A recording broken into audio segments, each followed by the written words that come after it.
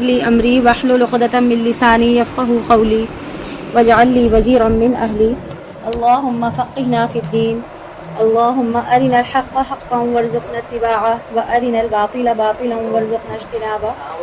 آمین رب العالمین۔ السلام علیکم ورحمۃ اللہ وبرکاتہ۔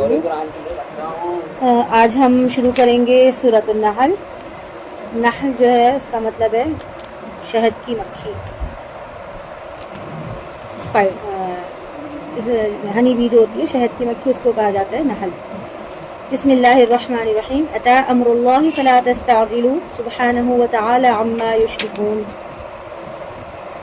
اللہ کا حکم آن پہنچا ہے بس تم جلدی مت مچاؤ، یعنی کہ جب ہم نے اپنا رسول بھیج دیا، اس پر اپنا کلام بھی نازل کرنا شروع کر دیا، گویا فیصلے کا وقت جو ہے وہ آ گیا ہے۔ اب معاملہ صرف مہلت کے دورانیہ کا ہے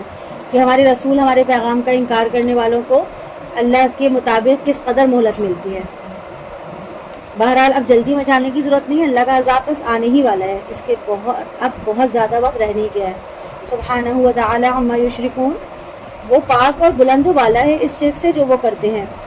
ينزل الملائکۃ بالروح من امرہ علی من یشاء من عبادہ ان انذروا انہ لا الہ الا انا فاتقون، وہ اتارتا ہے فرشتوں کو اپنے امر کی روح کے ساتھ اپنے بندوں میں سے جس پر چاہتا ہے کہ خبردار کر دو میرے بندوں کو کہ میرے سوا کوئی معبود نہیں، بس تم میرا ہی تقوی اختیار کرو۔ یعنی کہ بالروح من امرہ سے مراد اللہ کی وحی ہے، یعنی کہ حضرت محمد صلی اللہ علیہ وسلم کو اللہ نے اپنی وحی کے لیے چن لیا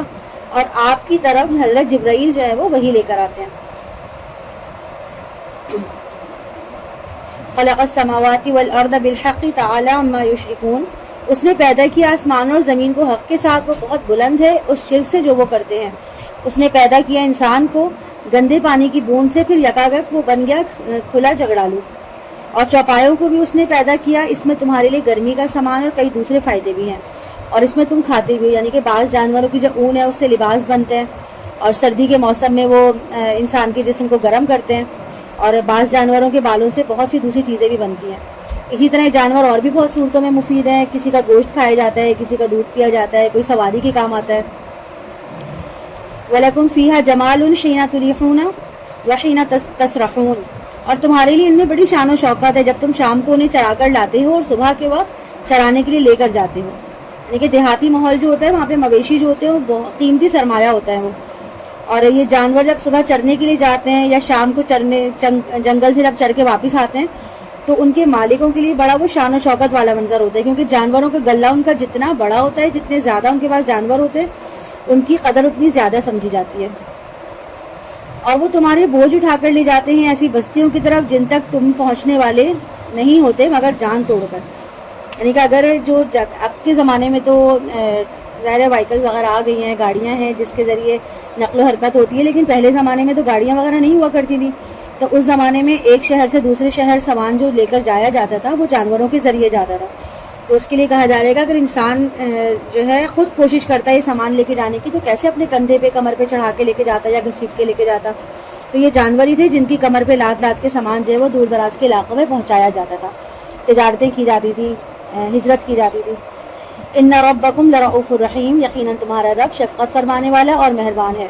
اور اسی نے پیدا کیے گھوڑے اور خچر اور گدھے تاکہ تم ان پر سواری کرو، اور تمہارے لیے ان میں زینت بھی ہے، یعنی کہ مویشیوں سے انسان کو بہت فائدے ہیں، اس کے علاوہ زیب و زینت بھی ہے۔ خصوصی طور پہ یعنی گھوڑا جو ہے وہ سب سے حسین اور قیمتی جانور کہلاتا ہے،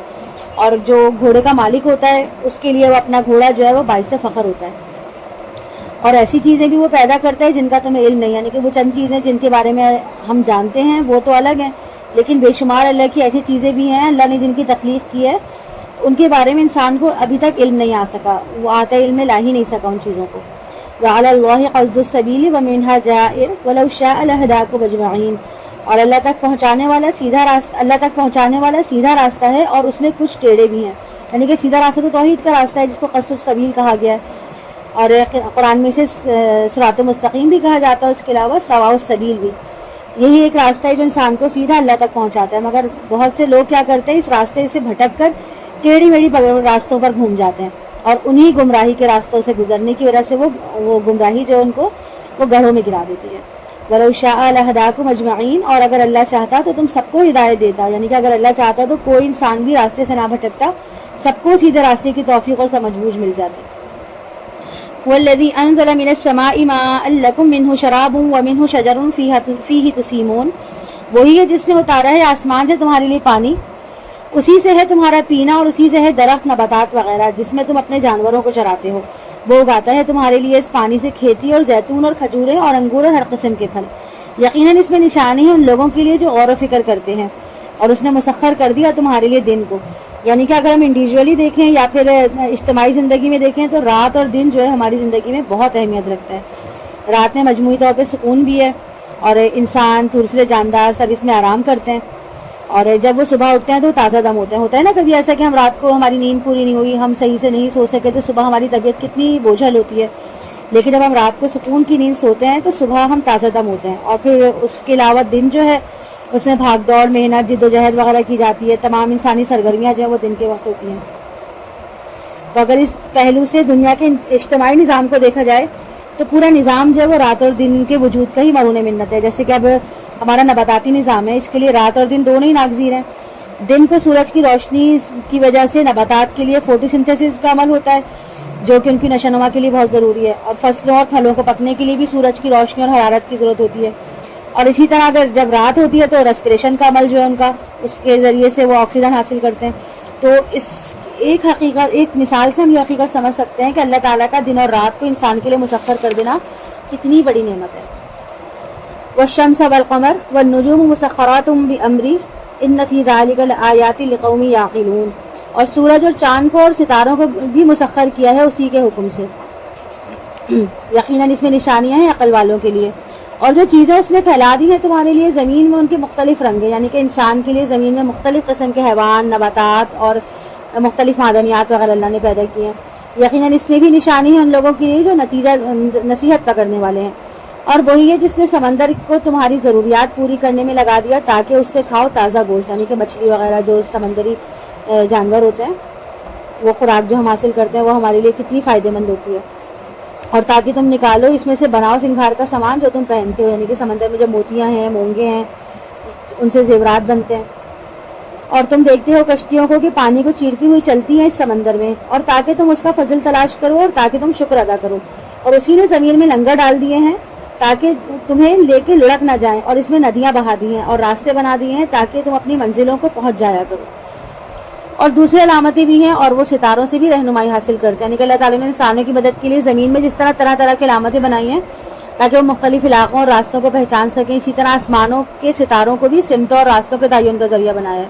اور پرانے زمانے میں سمندر اور صحرائی سفر جو ہے نا رات کے وقت ستاروں کی مدد سے ہی ممکن ہوتا تھا، ستاروں کے مطابق ہی لوگ جو ہے وہ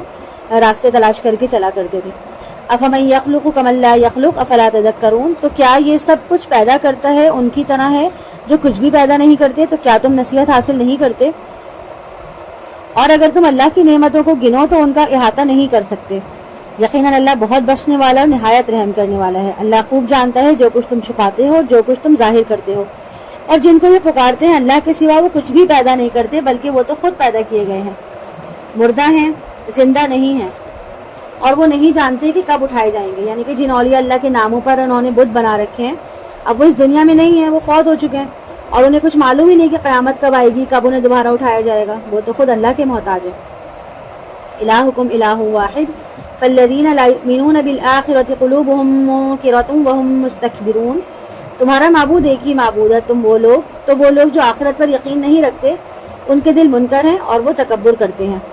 کوئی شک نہیں کہ اللہ خوب جانتا ہے جو کچھ وہ ظاہر کرتے ہیں اور جو کچھ وہ چھپاتے ہیں، یقیناً وہ تکبر کرنے والوں کو پسند نہیں کرتے، یعنی کہ جب انسان کے دل میں آخرت کا یقین نہیں ہوتا اور آخرت کی طرف سے وہ شک و شبہات میں مبتلا ہوتا ہے، جب ہی جو ہے وہ دنیا کے مختلف کاموں میں پڑ کے اور غفلت کا شکار ہو جاتا ہے۔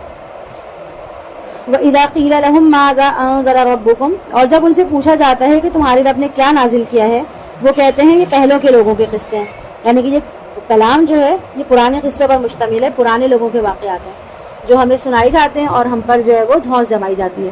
کہ یہ اللہ کا کلام ہے۔ لِيَحْمِلُوا أَوْزَارَهُمْ كَامِلَةً يَوْمَ الْقِيَامَةِ، تاکہ یہ اٹھائیں اپنے گناہوں کے بوجھ پورے کے پورے قیامت کے دن، اور کچھ ان لوگوں کے بوجھ بھی جنہیں یہ گمراہ کر رہے ہیں لا علمی کی وجہ سے، یعنی کہ جو لوگ جن کے دل حق کی طرف مائل نہیں ہو رہے، اور اس کا نتیجہ یہ نکلے گا کہ قیامت کے دن وہ اپنی گمراہی اور سرکشی کے وبال میں گرفتار ہوں گے۔ یعنی قیامت کے دن وہ نہ صرف اپنی گمراہی کا خمیازہ بھگتیں گے بلکہ جتنے لوگوں کو بھی انہوں نے گمراہ کیا ہوگا نا اور اپنے فضول دانش مندانہ مشورے دیے ہوں گے، ان سب کی گمراہی کا جو عذاب ہے وہ بھی ان پر آئے گا جو کسی کو گمراہ کرے گا۔ آگے رہو، بہت برا ہے وہ بوجھ جو وہ اٹھائے ہوں گے۔ اسی طرح کی چالیں چلی تھیں انہوں نے بھی جو ان سے پہلے تھے، تو اللہ حملہ آور ہوا ان کے قلعوں پر بنیادوں سے، پھر گر پڑی ان پر چھتیں ان کے اوپر سے، اور ان پر عذاب وہاں سے آیا جہاں تھے انہیں گمان تک نہ تھا۔ پھر قیامت کے دن اللہ ان کو رسوا کرے گا اور کہے گا کہاں ہیں میرے وہ شریک جن کی حمیت میں تم جھگڑتے تھے؟ کہیں گے وہ لوگ جن کو علم دیا گیا کہ یقیناً آج کے دن رسوائی اور بدبختی کافروں ہی کے لیے ہے، جن کی روحوں کو قبض کرتے ہیں فرشتے اس حال میں کہ وہ اپنی جانوں پر ظلم کرنے والے تھے۔ یعنی کہ ایسے لوگ جن کو دنیا میں نہ اللہ کی یاد آتی ہے، نہ ان کو آخرت کی یاد آتی ہے، نہ وہ نیکی کی رغبت ہے ان کو، نہ ہی وہ برائی سے نفرت کرتے ہیں، وہ صرف اور صرف عیش و عشرت میں اور نفس پرستی میں مگن ہے۔ تو اسی حالت میں جب ان کی موت کا وقت آئے گا تو فرشتے بھی ان کو اسی حالت میں ہی جو ہے وہ اٹھانے کے لیے آئیں گے۔ فَأَلْقَوُا السَّلَامَ مَا كُنَّا نَعْمَلُ مِن سُوءٍ بَلَىٰ إِنَّ اللَّهَ عَلِيمٌ بِمَا كُنتُمْ تَعْمَلُونَ۔ تو اس وقت وہ اطاعت پیش کریں گے کہ ہم تو کوئی برے کام نہیں کر رہے تھے، تو فرشتے کہیں گے کیوں نہیں، اللہ خوب جانتا ہے اسے جو کچھ تم کر رہے ہو۔ یعنی کہ وہ موت کے فرشتوں کو جب اپنے سامنے دیکھیں گے تو اسلام اور اطاعت کا اظہار کریں گے، اور اس طرح وہ ان کے سامنے بھی جھوٹ بولنے کی کوشش کریں گے۔ اب تم داخل ہو جاؤ جہنم کے دروازوں میں، اسی میں ہمیشہ ہمیشہ رہنے کے لیے، بس کیا ہی برا ٹھکانہ ہے متکبرین کا۔ اور جب پوچھا جاتا ہے اہل تقویٰ سے کہ یہ کیا نازل کیا تمہاری رب نے، وہ کہتے ہیں بھلائی۔ جن لوگوں نے نیکی کی روش اختیار کی ان کے لیے اس دنیا میں بھی بھلائی ہے، اور آخرت کا گھر تو کہیں بھی اس سے بھی کہیں بہتر ہے، اور کیا ہی اچھا ہے وہ گھر متقیوں کا۔ باغات ہمیشہ رہنے والے جن میں وہ داخل ہوں گے، ان کے دامن میں ندیاں بہتی ہوں گی، ان کے لیے وہاں ہر وہ شے ہوگی جو وہ چاہیں گے۔ اسی طرح اللہ بدلہ دے گا اپنے متقی بندوں کو، ان کی روحوں کو فرشتے قبض کرتے ہیں حالانکہ وہ پاک ہوتے ہیں، یعنی کہ جن کی روحیں پاکیزہ اور زندگی میں تقویٰ کی آئینہ دار ہوتی ہیں، جب ان کے پاس موت کے فرشتے آتے ہیں تو وہ کہتے ہیں یقولون سلام علیکم ادخلوا الجنۃ بما کنتم تعملون، کہتے ہیں سلام ہو آپ پر، داخل ہو جائیے جنت میں اپنے اعمال کے بدلے میں۔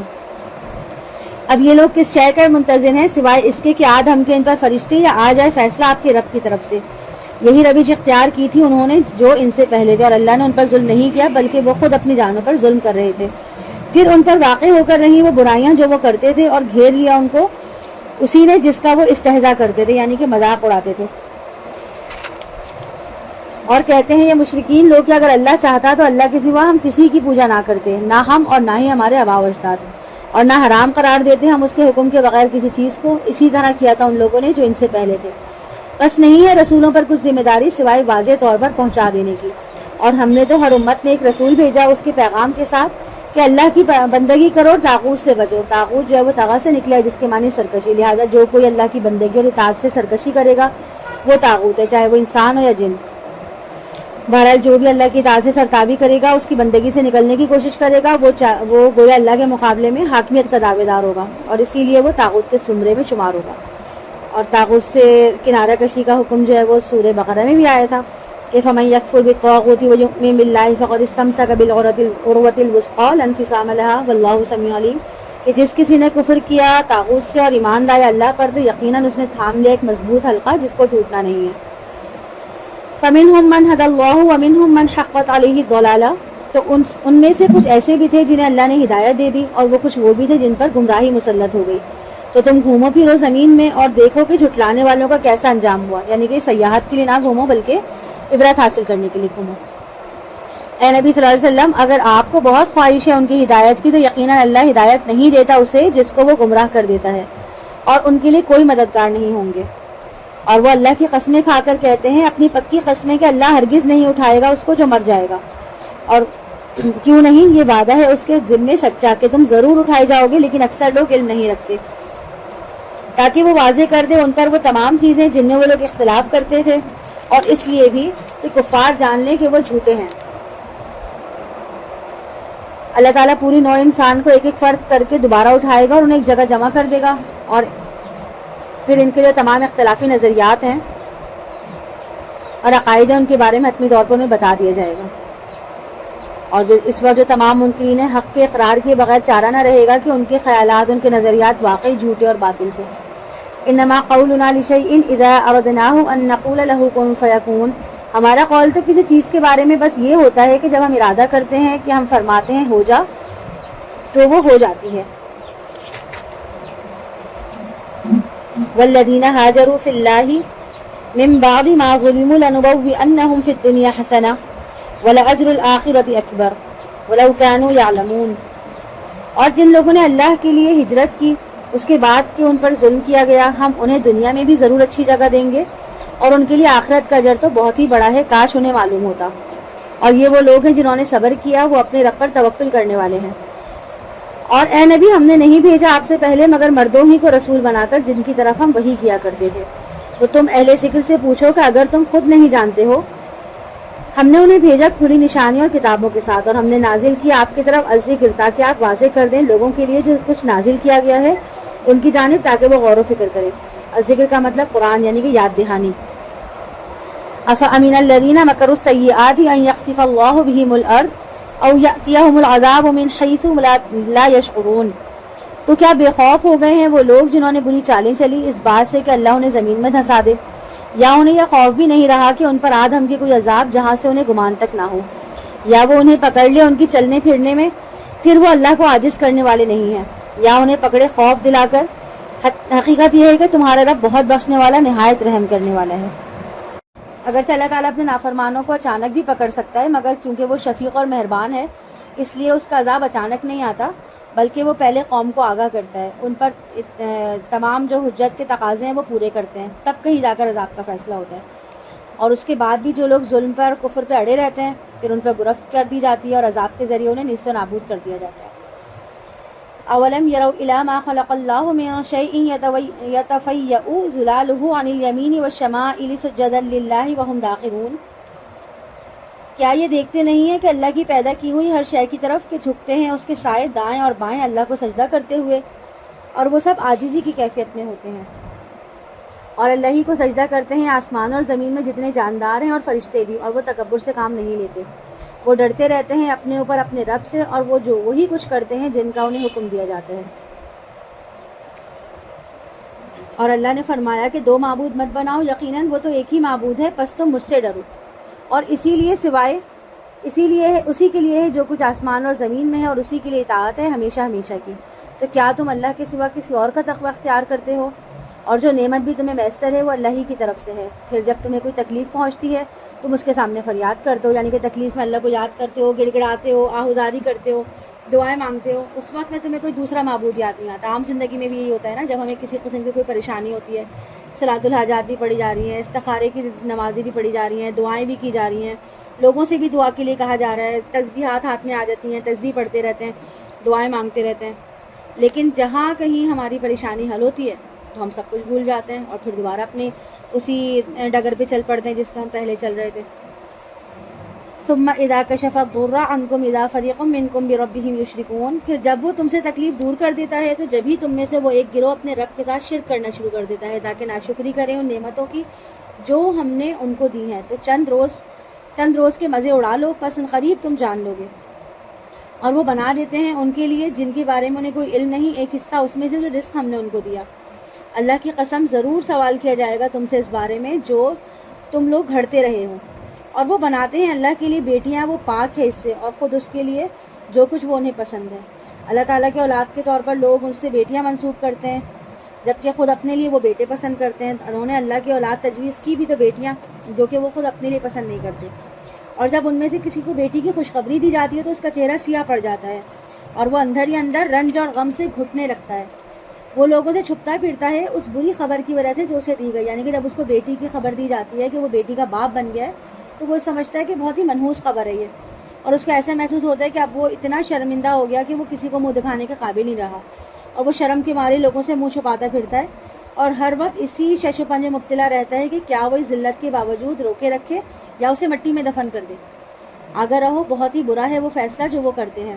ان لوگوں کے لیے جو آخرت پر ایمان نہیں رکھتے بہت بری مثال ہے. اور اللہ کی صفات نہایت بلند ہے اور وہ زبردست ہے اور حکمت والا ہے. اور اگر اللہ فوراً پکڑتا لوگوں کو ان کے گناہوں کی وجہ سے تو نہ چھوڑتا اس زمین پر کوئی بھی جاندار، لیکن وہ مہلت دیتا ہے انہیں ایک معین مدت تک. پھر جب ان کا معین وقت آ جاتا ہے تو نہ وہ ایک ساتھ اس سے پیچھے ہٹیں گے اور نہ ہی آگے بڑھ سکیں گے. اور وہ ٹھہراتے ہیں اللہ کو جو وہ خود پسند نہیں کرتے، یعنی کہ ان میں سے کسی کو بھی یہ بات پسند نہیں ہے کہ وہ بیٹی کا باپ بنے۔ اگر اللہ کے ساتھ بیٹیاں منسوب کرتے وہ لوگ ایسا کیوں نہیں سوچتے؟ اور ان کی زبانیں جھوٹ بیان کر رہی ہیں کہ ان کے لیے یقیناً بھلائی ہے، یعنی کہ ان کو یہ زوم ہے کہ دنیا میں انہیں عزت، دولت اور سرداری ملی ہوئی ہے، تو وہ اس بات پہ بہت جو ہے وہ تکبر کرتے ہیں۔ لیکن یہ دلیل اس بات کی ہے کہ اللہ ان سے خوش ہے، اور ان کو یہ بھی خوش فہمی ہے کہ اگر اس نے یہاں ان کو اتنا کچھ دیا ہوا ہے، اتنی نعمتیں دی ہیں، تو آخرت میں بھی ضرور ان کو اپنی نعمتوں سے نوازے گا۔ تو ان کو ایسا لگتا ہے کہ چاہے دنیا ہو یا آخرت، ہر حال میں ان کے لیے بھلائی ہی بھلائی ہے۔ اس میں کوئی شک نہیں کہ ان کے لیے آگ ہے اور یہ اس کو بڑھائے جا رہے ہیں، یعنی کہ دنیا میں ان کی رسی دراز ہے، وہ اللہ کی نافرمانی میں جس حد تک بڑھ سکتے ہیں بڑھ جائیں، لیکن اس کے بعد بھی رب اللہ ان کی رسی کو کھینچے گا، پھر ان کو ان کی کیے کی سزا ملے گی۔ اللہ لقد ارسلنا الى امم من قبلك فزين لهم الشیطان اعمالهم فهو وليهم اليوم ولهم عذاب علیم۔ اللہ کی قسم، ہم نے بھیجا اپنے رسولوں کو بہت سی امتوں کی طرف آپ سے پہلے، لیکن شیطان نے ان کے لیے ان کے اعمال کو مزین کر دیا، تو آج وہی ان کا ساتھی ہے اور ان کے لیے دردناک عذاب، یعنی کہ شیطان کے بہکاوے کے سبب وہ لوگ اس خوش فہمی میں رہے کہ ان کا کلچر، ان کی تہذیب، ان کی روایت سب بڑی اعلیٰ ہیں، اور نہیں اتاری ہے محمد صلی اللہ علیہ وسلم ہم نے آپ پر یہ کتاب مگر اس لیے کہ آپ واضح کر دیں ان کے لیے وہ سب کچھ جس میں انہوں نے اختلاف کیا، اور یہ ہدایت اور رحمت ہے ان لوگوں کے لیے جو ایمان لانے والے ہیں۔ اور اللہ ہی نے آسمان سے پانی اتارا، پھر اسی نے زندہ کر دیا زمین کو اس کے مردہ ہو جانے کے بعد، یقیناً اس میں نشانیاں ہیں ان لوگوں کے لیے جو سنتے ہیں، اور یقیناً تمہارے لیے چوپایوں میں بھی عبرت ہے۔ ہم پلاتے ہیں تمہیں ان میں سے جو ان کے پیٹوں میں ہوتا ہے، گوبر اور خون کے درمیان سے خالص دودھ، پینے والوں کے لیے نہایت خوشگوار، اور کھجوروں اور انگوروں کے پھلوں سے بھی اس میں تم نشاور چیزیں بھی بناتے ہو اور اچھا رزق بھی، یقیناً اس میں نشانی ہے ان لوگوں کے لیے جو عقل سے کام لیں۔ اور آپ کے رب نے وہی کی شہد کی مکھی کی طرف کہ گھر بنا پہاڑوں میں، درختوں میں، اور لوگ انگور کی بیلوں کے لیے جو چھتریاں بناتے ہیں ان میں، یعنی کہ شہد کی مکھی کی فطرت میں اللہ تعالیٰ نے یہ چیز ڈال دی۔ ثم کلی من کل الثمرات فاسلکی سبل ربک ذللا، پھر ہر طرح کے میووں سے کھا اور اپنے رب کے ہموار کیے ہوئے راستوں پہ چلتی رہ، نکلتی ہے ان کے پیٹوں سے پینے کی ایک شے، شہد جس کے رنگ مختلف ہوتے ہیں، اس میں لوگوں کے لیے شفا ہے۔ شہد کی مکھی جن جن جڑی بوٹیوں اور پودوں کے پھلوں کا رس چوستی ہے، اسی کے جو خواص ہوتے ہیں ان کی تاثیر جو ہے وہ کشید کرتی رہتی ہے۔ اس طرح شہد میں مختلف ادویات کے اثرات بھی شامل ہو جاتے ہیں، اور یہی وجہ ہے کہ شہد جو ہے وہ بہت ساری بیماریوں کے لیے شفا ہے۔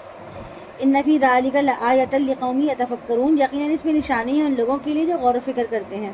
اور اللہ ہی نے تمہیں پیدا کیا، پھر وہی تمہیں وفات دے گا، اور تم میں سے کچھ ایسے بھی ہیں جو ناکارہ عمر کو لوٹا دیے جاتے ہیں، یعنی کہ ایسی عمر جس میں انسان بالکل ناکارہ ہو کے دوسروں پہ بوجھ بن جاتا ہے، وہ اپنا کوئی کام خود نہیں کر سکتا بلکہ کسی کا محتاج ہو جاتا ہے۔ لکی لا یعلم بعد علم شیئا ان اللہ علیم قدیر، کہ نہ جانے علم رکھنے کے بعد کچھ بھی، یقیناً اللہ جاننے والا، قدرت رکھنے والا ہے۔ یعنی کہ بڑھاپے میں اکثر لوگوں کی قوت فکر متاثر ہو جاتی ہے، ان کی سوچنے صلاحیت، سمجھنے کی صلاحیت جو ہے وہ ختم ہو جاتی ہے، اور اس کے علاوہ ان کے اندر ڈائمنشیا کی پرابلم ہو جاتی ہے جس سے ان کی ذہنی صلاحیتیں ختم ہو جاتی ہیں، ان کی یادداشت ختم ہو جاتی ہے، کچھ لوگ الزائمر کا شکار ہو جاتے ہیں۔ تو اس طرح، اور جو ہے وہ بڑے بڑے جو دانشور، بڑے بڑے فلسفی ہوتے ہیں، وہ بالکل بچوں جیسی باتیں کرنے لگتے ہیں، ان کا دماغ پھر جاتا ہے بالکل۔ واللہ فضل بعضکم علی بعض فی الرزق، اور اللہ نے تم میں سے بعض کو بعض پر رزق میں فضیلت دی ہے۔ تو نہیں ہیں وہ لوگ جنہیں رزق میں فضیلت دی گئی لوٹانے والے اپنا رزق اپنے غلاموں کو کہ وہ ہو جائیں ان میں سے ان کے برابر۔ تو کیا یہ لوگ اللہ کی نعمت کا انکار کر رہے ہیں؟ اور اللہ نے تمہارے لیے تمہاری نو سے بیویاں بنائی، یعنی کہ عربی میں زوج جو ہے شریک حیات کو کہتے ہیں، اور بیوی اور شوہر دونوں کے لیے استعمال ہوتا ہے۔ عورت کے لیے مرد زوج ہے اور مرد کے لیے عورت زوج ہے۔ وجعل لكم من ازواجكم بنين وحفظة ورزقكم من الطيبات افبالباطل يؤمنون وبنعمت اللہ هم يكفرون، اور بنائے تمہارے لیے تمہاری بیویوں سے بیٹے اور پوتے، اور رزق دیا تمہیں پاکیزہ چیزوں سے۔ تو کیا یہ لوگ باطل پر ایمان رکھتے ہیں اور اللہ کی نعمت کا وہ انکار کرتے ہیں، اور یہ پرستش کرتے ہیں اللہ کے سوا ان کی جنہیں کچھ اختیار نہیں ان کے لیے کسی رزق کا، نہ آسمان سے اور نہ زمین سے، اور نہ وہ اس کی قدرت رکھتے ہیں۔ تو اللہ کے لیے مثالیں بیان نہ کرو، بے شک اللہ جانتا ہے تم نہیں جانتے۔ اللہ نے مثال بیان کی ہے غلام مملوک کی جو اختیار نہیں رکھتا کسی چیز پر، یعنی کہ ایسا بندہ جو کسی کا غلام ہو اور اس کا کوئی اختیار نہیں، وہ اپنی مرضی نہیں کر سکتا۔ اور دوسرا کون ہے؟ دوسرا وہ ہے کہ، اور ایک وہ ہے جس کو ہم نے اپنے پاس سے بہت اچھا رزق دیا ہے اور اس میں سے وہ خرچ کرتا ہے چھپ کر بھی اور اعلانیہ بھی۔ یعنی کہ رزق میں جو ہے وہ تمام قسم کی صلاحیتیں آ جاتی ہیں، مال، علم، اور جو انسان کے اندر اللہ نے کوالٹیز رکھی ہوتی ہیں، یعنی کہ وہ شخص مال بھی خرچ کر رہا ہے، لوگوں کو تعلیم بھی دے رہا ہے، اور کئی دوسروں طریقے سے بھی لوگوں کے لیے فائدے مند ثابت ہو رہا ہے۔ حل یستوون الحمد للہ بل اکثرهم لا یعلمون، کیا یہ دونوں برابر ہیں؟ کل تعریف اور شکر اللہ کے لیے ہے، لیکن ان کی اکثریت علم نہیں رکھتی۔ یعنی ایک طرف اللہ کا وہ بندہ ہے جو اس کے دین کی خدمت میں مصروف ہے،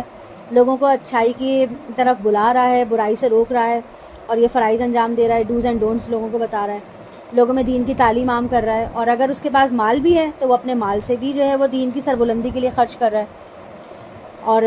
محتاجوں کی، ضرورت مندوں کی مدد کر رہا ہے، جبکہ دوسری طرف ایک ایسا شخص ہے جس کے پاس کوئی قدرت اختیار نہیں ہے، وہ اپنی مرضی سے کچھ کر ہی نہیں سکتا۔ تو پوچھا جا رہا ہے کہ کیا یہ دونوں برابر ہو سکتے ہیں؟ اور اب اللہ نے ایک اور مثال بیان کی دو اشخاص کی، ان میں سے ایک گونگا ہے، وہ قدرت نہیں رکھتا کسی بھی چیز پر، اور وہ اپنے آقا پر بوجھ ہے، جہاں کہیں بھی وہ آقا اس کا اسے بھیجتا ہے وہ کوئی خیر لے کر نہیں آتا، کیا برابر ہوگا وہ اور جو حکم دیتا ہے عدل کا اور وہ سیدھی راہ پر قائم ہے؟ یعنی کہ ایک شخص کے دو غلام ہیں، ایک گونگا ہے، کسی کام کی صلاحیت نہیں رکھتا، بلکہ اس کا اپنا بوجھ بھی جو ہے اس کے مالک کے اوپر ہے، نہ وہ کام وغیرہ کرتا ہے، بس وہ صرف مفت کی روٹیاں توڑتا ہے، اگر اس کا آقا اسے کسی کام سے بھیج دے تو وہ کام خراب کر کے ہی آتا ہے۔ تو اللہ تعالیٰ نے یہاں پر ایک شخص کے دو غلاموں کے حوالے سے دو طرح کے انسانوں کی مثال دی ہے، یعنی کہ سب انسان میرے غلام ہیں، لیکن ان میں سے ایک غلاموں کے قسم وہ ہے جو میری نعمتوں سے خوب فائدہ اٹھاتی ہے، لیکن میری دین کا کوئی کام نہیں کرتی، دین کی کوئی خدمت نہیں کرتی، اور نہ ہی وہ مخلوق کے کسی کام آتی ہے، اور یہ لوگ اسی غلام کی مانند ہیں جو اپنے آقے پہ بوجھ ہیں۔ جبکہ دوسری طرف اللہ کے وہ بندے ہیں جو اللہ کی رضا کے لیے دن رات جد و جہد کر رہے ہیں، لوگوں کو نیکی کا حکم دے رہے ہیں، برائی سے روک رہے ہیں، دین کو قائم کرنے کی جد و جہد کر رہے ہیں، اور اپنے تن من دھن کی قربانی پیش کر رہے ہیں، اپنے وقت کی قربانی پیش کر رہے ہیں۔ تو اللہ نے پوچھا ہے کہ تو کیا یہ دونوں برابر ہو سکتے ہیں؟ وَلِلَّهِ غَيْبُ السَّمَاوَاتِ وَالْأَرْضِ وَمَا أَمْرُ السَّاعَةِ إِلَّا كَلَمْحِ الْبَصَرِ أَوْ هُوَ أَقْرَبُ إِنَّ اللَّهَ عَلَى كُلِّ شَيْءٍ قَدِيرٌ۔ اور آسمان اور زمین کی ساری چھپی باتیں اللہ ہی کے لیے ہیں، اور قیامت کا معاملہ تو ایسے ہے جیسے نگاہ کا لپکنا، یا ممکن ہے اس سے بھی قریب تر ہو، یقیناً اللہ ہر چیز پر قادر ہے۔ اور اللہ نے تمہیں نکالا تمہاری ماؤں کے پیٹوں سے جبکہ تم کچھ نہیں جانتے تھے، یعنی کہ جب بچہ پیدا ہوتا ہے تو اس وقت اس کے اندر عقل، شعور، سمجھ بوجھ کچھ بھی نہیں ہوتی، اور انسان کا بچہ جو ہے وہ حیوان کے بچوں سے زیادہ کمزور اور محتاج ہوتا ہے، ڈیپینڈنٹ ہوتا ہے وہ اپنے ماں باپ کا۔ وَجَعَلَ لَكُمُ السَّمْعَ وَالْأَبْصَارَ وَالْأَفْئِدَةَ لَعَلَّكُمْ تَشْكُرُونَ، اور تمہارے لیے سماعت، بصارت اور عقل بنائی تاکہ تم شکر کرو، یعنی کہ تمام صلاحیتیں جو ہیں اللہ کی نعمت ہیں، اور یہ نعمتیں اللہ نے انسان کو اس لیے ادا کی ہیں تاکہ وہ ان پر شکر ادا کرے، اور اللہ کے شکر کا تقاضا یہ ہے کہ انسان ان نعمتوں کو صحیح استعمال کرے، جس کام کے لیے، جس مقصد کے لیے اللہ نے انسان کی جو اعضاء بنائے ہیں، جو نعمتیں اللہ نے اس کو دی ہیں، اس کے مطابق ان کو کام میں لائے، اور اگر اس کو صحیح طریقے سے کام میں نہ لایا جائے تو یہ بھی اللہ کی بہت بڑی ناشکری ہے۔ کیا یہ دیکھتے نہیں پرندے کو کہ وہ آسمان کی فضا میں مسخر ہیں، انہیں نہیں تھاما ہوا کسی نے سوائے اللہ کے، یقیناً اس میں نشانیاں ہیں ان لوگوں کے لیے جو ایمان رکھتے ہوں، اور اللہ نے تمہارے گھروں میں تمہارے لیے سکون کی جگہ بنائی ہے، اور اس نے بنا دیے تمہارے لیے چوپائے کی کھالوں سے ایسے گھر، خیمے جنہیں تم بہت ہلکا پھلکا پاتے ہو، اور اپنے کوچ اور قیام کے دوران، یعنی کہ جب جانوروں کی کھالوں سے جو خیمے بنائے جاتے ہیں وہ بہت ہلکے پھلکے ہوتے ہیں، تو سفر کے دوران ان کو اٹھانا رکھنا انتہائی آسان ہوتا ہے، یہ جب چاہا جہاں دل چاہا ان کو گاڑ کے قیام گاہ بنا لیا عارضی طور پہ، اور جب چاہا ان کو اٹھا کے کہیں اور لے کے چلے گئے۔ اور اس نے بنایا تمہارے لیے ان بھیڑوں کی اون سے اور ان اونٹوں اور بکریوں کے بالوں سے سامان اور برتنے کی چیزیں ایک خاص وقت کے لیے، اور اللہ ہی نے بنایا تمہارے لیے اپنی پیدا کردہ چیزوں سے سایہ، اللہ نے درختوں اور دوسری چیزوں سے سائے کا نظام بھی بنا دیا نا، جس کی وجہ سے جو انسان کی زندگی کے لیے بہت مفید ہے۔ کھلی جگہ کہیں ہوتی ہے، کھلا راستہ، وہاں پہ تیز دھوپ ہو، چلتے جائیں تو ایک وقت ایسا آتا ہے کہ آپ تھک جاتے ہیں، تو کہیں آپ کو کوئی سایہ دار درخت نظر آ جائے، کسی بھی چیز کا سایہ نظر آ جائے، کوئی اونچی جگہ ہو ایسی جس کا سائے میں آپ چند لمحوں کے لیے بیٹھیں تو ایک راحت، ایک سکون میسر آتا ہے نا، یہی اسی کے بارے میں بتایا گیا ہے۔ وَجَعَلَ لَكُم مِّنَ الْجِبَالِ أَكْنَانًا، اور اسی نے بنائی تمہارے لیے پہاڑوں کے اندر پناہ گاہیں، یعنی کہ غار وغیرہ، اور بنائے تمہارے لیے ایسے لباس جو تمہیں بچاتے ہیں گرمی سے، اور ایسے لباس جنہیں جو تمہیں بچاتی ہیں تمہاری لڑائی میں، اسی طرح وہ تمام کرتا ہے اپنی نعمت کا تم پر تاکہ تم اطاعت کی روش اختیار کرو۔ تو اے نبی صلی اللہ علیہ وسلم، اگر یہ لوگ منہ پھیر لیں تو آپ پر صرف صاف صاف پہنچا دینے کی ذمہ داری ہے، یہ لوگ اللہ کی نعمت کو پہچانتے ہیں پھر انکار کرتے ہیں، اور ان میں سے اکثر ناشکرے ہیں۔ اور جس دن ہم اٹھائیں گے ہر امت میں سے ایک گواہ، پھر کافروں کا نہ بولنے کی اجازت ملے گی اور نہ ہی ان کو عذر پیش کرنے کا موقع دیا جائے گا۔ اور جب یہ ظالم دیکھ لیں گے عذاب کو تو پھر ان سے ان کا عذاب ہلکا نہیں کیا جائے گا، نہ ہی انہیں کوئی مہلت دی جائے گی۔ اور جب مشرک لوگ دیکھیں گے کہ اپنے بنائے ہوئے شریکوں کو تو کہیں گے کہ اے ہمارے رب، یہی ہے ہمارے وہ شریک جنہیں ہم تیرے سوا پکارتے تھے، تو وہ پھینک دیں گے یہ بات انہی کی طرف کہ تم لوگ یقیناً جھوٹ بول رہے ہو۔ یعنی کہ جتنی بھی مقدس ہستیوں کا وہاں مشرکین جو ہے وہ عقائد سے اظہار برات کریں گے کہ ہمارا تم لوگوں سے کوئی تعلق نہیں ہے، ہمیں کچھ نہیں معلوم کہ تم دنیا میں ہماری عبادت کرتے تھے اور اللہ کے سوا ہمیں پسند۔ وَأَلْقَوْا إِلَى اللَّهِ يَوْمَئِذٍ السَّلَامَ وَضَلَّ عَنْهُمْ مَا كَانُوا يَفْتَرُونَ، اور وہ سب کے سب اس روز اللہ کے حضور عاجزی پیش کریں گے اور گم ہو جائیں گے ان سے وہ عقائد جن کو وہ گڑھا کرتے تھے۔ یعنی کہ ایسے جو مقدس ہستیوں کے بارے میں جو عقائد نظریات انہوں نے گھڑ رکھے تھے کہ وہ انہیں عذاب سے بچا لیں گے اور اللہ کی پکڑ سے چھڑا لیں گے، تو اس دن ان کو کچھ بھی یاد نہیں رہے گا، عذاب کو دیکھ کر ان کے ہاتھوں کے طوطے اڑ جائیں گے۔ وہ لوگ جنہوں نے کفر کیا اور وہ روکتے رہے دوسروں کو اللہ کے راستے سے، ہم ان کے عذاب پر عذاب کا اضافہ کرتے جائیں گے بسبب اس فساد کے جو وہ کرتے تھے۔ اور ذرا تصور کرو اس دن کا جس دن ہم ہر امت میں کھڑا کریں گے ایک گواہ ان میں سے ہی ان پر، اور آپ صلی اللہ علیہ وسلم کو کھڑا کریں گے گواہ بنا کر ان کے خلاف۔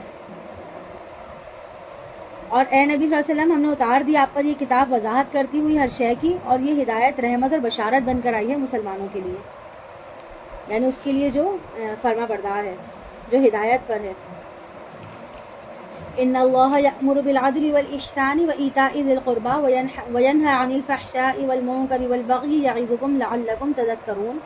یقیناً اللہ حکم دیتا ہے عدل کا، احسان کا اور قرابت داروں کو ان کی حقوق ادا کرنے کا، اور وہ روکتا ہے بے حیائی سے، برائی سے اور سرکشی سے۔ وہ تمہیں نصیحت کرتا ہے تاکہ تم سبق حاصل کرو اور اللہ کے عہد کو پورا کرو جبکہ تم عہد کر چکے ہو، اور اپنی قسموں کو مت توڑو مضبوطی سے باندھنے کے بعد جبکہ تم اللہ کو اپنے اوپر گواہ ٹھہرا چکے ہو۔ یقیناً اللہ جانتا ہے جو کچھ تم کر رہے ہو، اور مت ہو جاؤ اس دیوانی عورت کی مانند جس نے اپنا سوت توڑ کر ٹکڑے ٹکڑے کر ڈالا مضبوطی سے کاٹنے کے بعد۔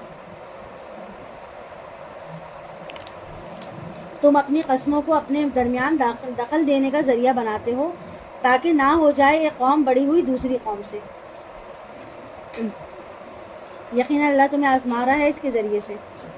اور وہ ضرور ظاہر کرے گا تم پر قیامت کے دن وہ سب کچھ جس میں تم اختلاف کرتے رہے، اور اگر اللہ چاہتا تو تمہیں ایک ہی امت بنا دیتا، لیکن وہ گمراہ کرتا ہے جسے چاہتا ہے اور ہدایت دیتا ہے جسے چاہتا ہے، اور تم سے ضرور پوچھا جائے گا اس کے بارے میں جو کچھ تم کرتے تھے۔ یعنی اس وقت تم لوگ ایک بڑے امتحان سے دوچار ہو، تمہارے پاس محمد صلی اللہ علیہ وسلم واضح نشانیاں لے کر آ چکے ہیں اور تم اللہ کی کتاب کے وارث ہو، اس کے باوجود اگر تم نے نبی کی تصدیق نہ کی، ان کو جھٹلاتے رہے، تو اس کے بارے میں ضرور جواب لیا جائے گا۔ وَلَا تَتَّخِذُوا أَيْمَانَكُمْ دَخَلًا بَيْنَكُمْ فَتَزِلَّ قَدَمٌ بَعْدَ ثُبُوتِهَا، اور مت بناؤ اپنی قسموں کو اپنے درمیان دھوکے کا ذریعہ کہ پھسل جائے کوئی قدم پختگی کے بعد، اور تمہیں عذاب کا مزہ چکھنا پڑے بسبب اس کے کہ تم نے لوگوں کو روکا اللہ کے راستے سے، اور تمہارے لیے اس کی سزا میں بہت بڑا اور سخت عذاب ہے۔ اور اللہ کے عہد کو حقیر سی قیمت کی عوض فروخت نہ کرو، یقیناً اللہ کے پاس جو کچھ ہے وہ بہت بہتر ہے تمہارے لیے اگر تم علم رکھتے ہو۔ یعنی کہ تم دنیا کے چھوٹے چھوٹے مفادات انسان کو اتنے عزیز ہیں، اور ان حقیر مفادات کے لیے انسان جو ہے وہ اللہ کی ہدایت کو ٹھکرا دیتا ہے، مگر انسان کو معلوم ہونا چاہیے کہ اگر وہ ہدایت قبول کر لے گا تو اللہ کے یہاں اس کو آخرت کے جو انعامات ہیں ان سے نوازا جائے گا، اور اللہ کے یہاں جو جنت ہے اس کی نعمت ہے وہ ہمیشہ ہمیشہ کی ہیں، اور جو ان مفادات کے مقابلے میں کہیں بہتر ہیں جن سے انسان آج چمٹا ہوا ہے۔ ما عندکم ینفد وما عند اللہ باق وَلَنَجْزِيَنَّ الَّذِينَ صَبَرُوا أَجْرَهُمْ بِأَحْسَنِ مَا كَانُوا يَعْمَلُونَ،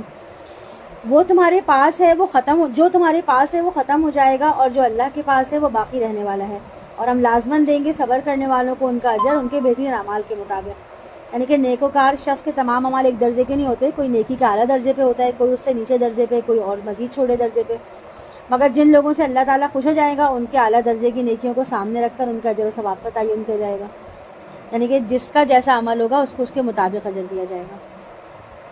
جس کسی نے بھی نیک عمل کیا، چاہے وہ مرد ہو یا عورت، بشرطیکہ کہ وہ مومن ہو، تو ہم اسے دنیا میں ایک پاکیزہ زندگی بسر کرائیں گے۔ یعنی کہ ایسے لوگ جو ہیں وہ بے شک دنیا میں روکھی سوکھی کھا کے گزارا کر لیں، مگر ان کو سکون کی، دل کا جو سکون ہے اس کی دولت نصیب ہوگی، اور وہ لوگ دل کے غنی ہوں گے۔ جیسے محمد صلی اللہ علیہ وسلم کا فرمان ہے کہ اصل میں امیری تو دل کی امیری ہے،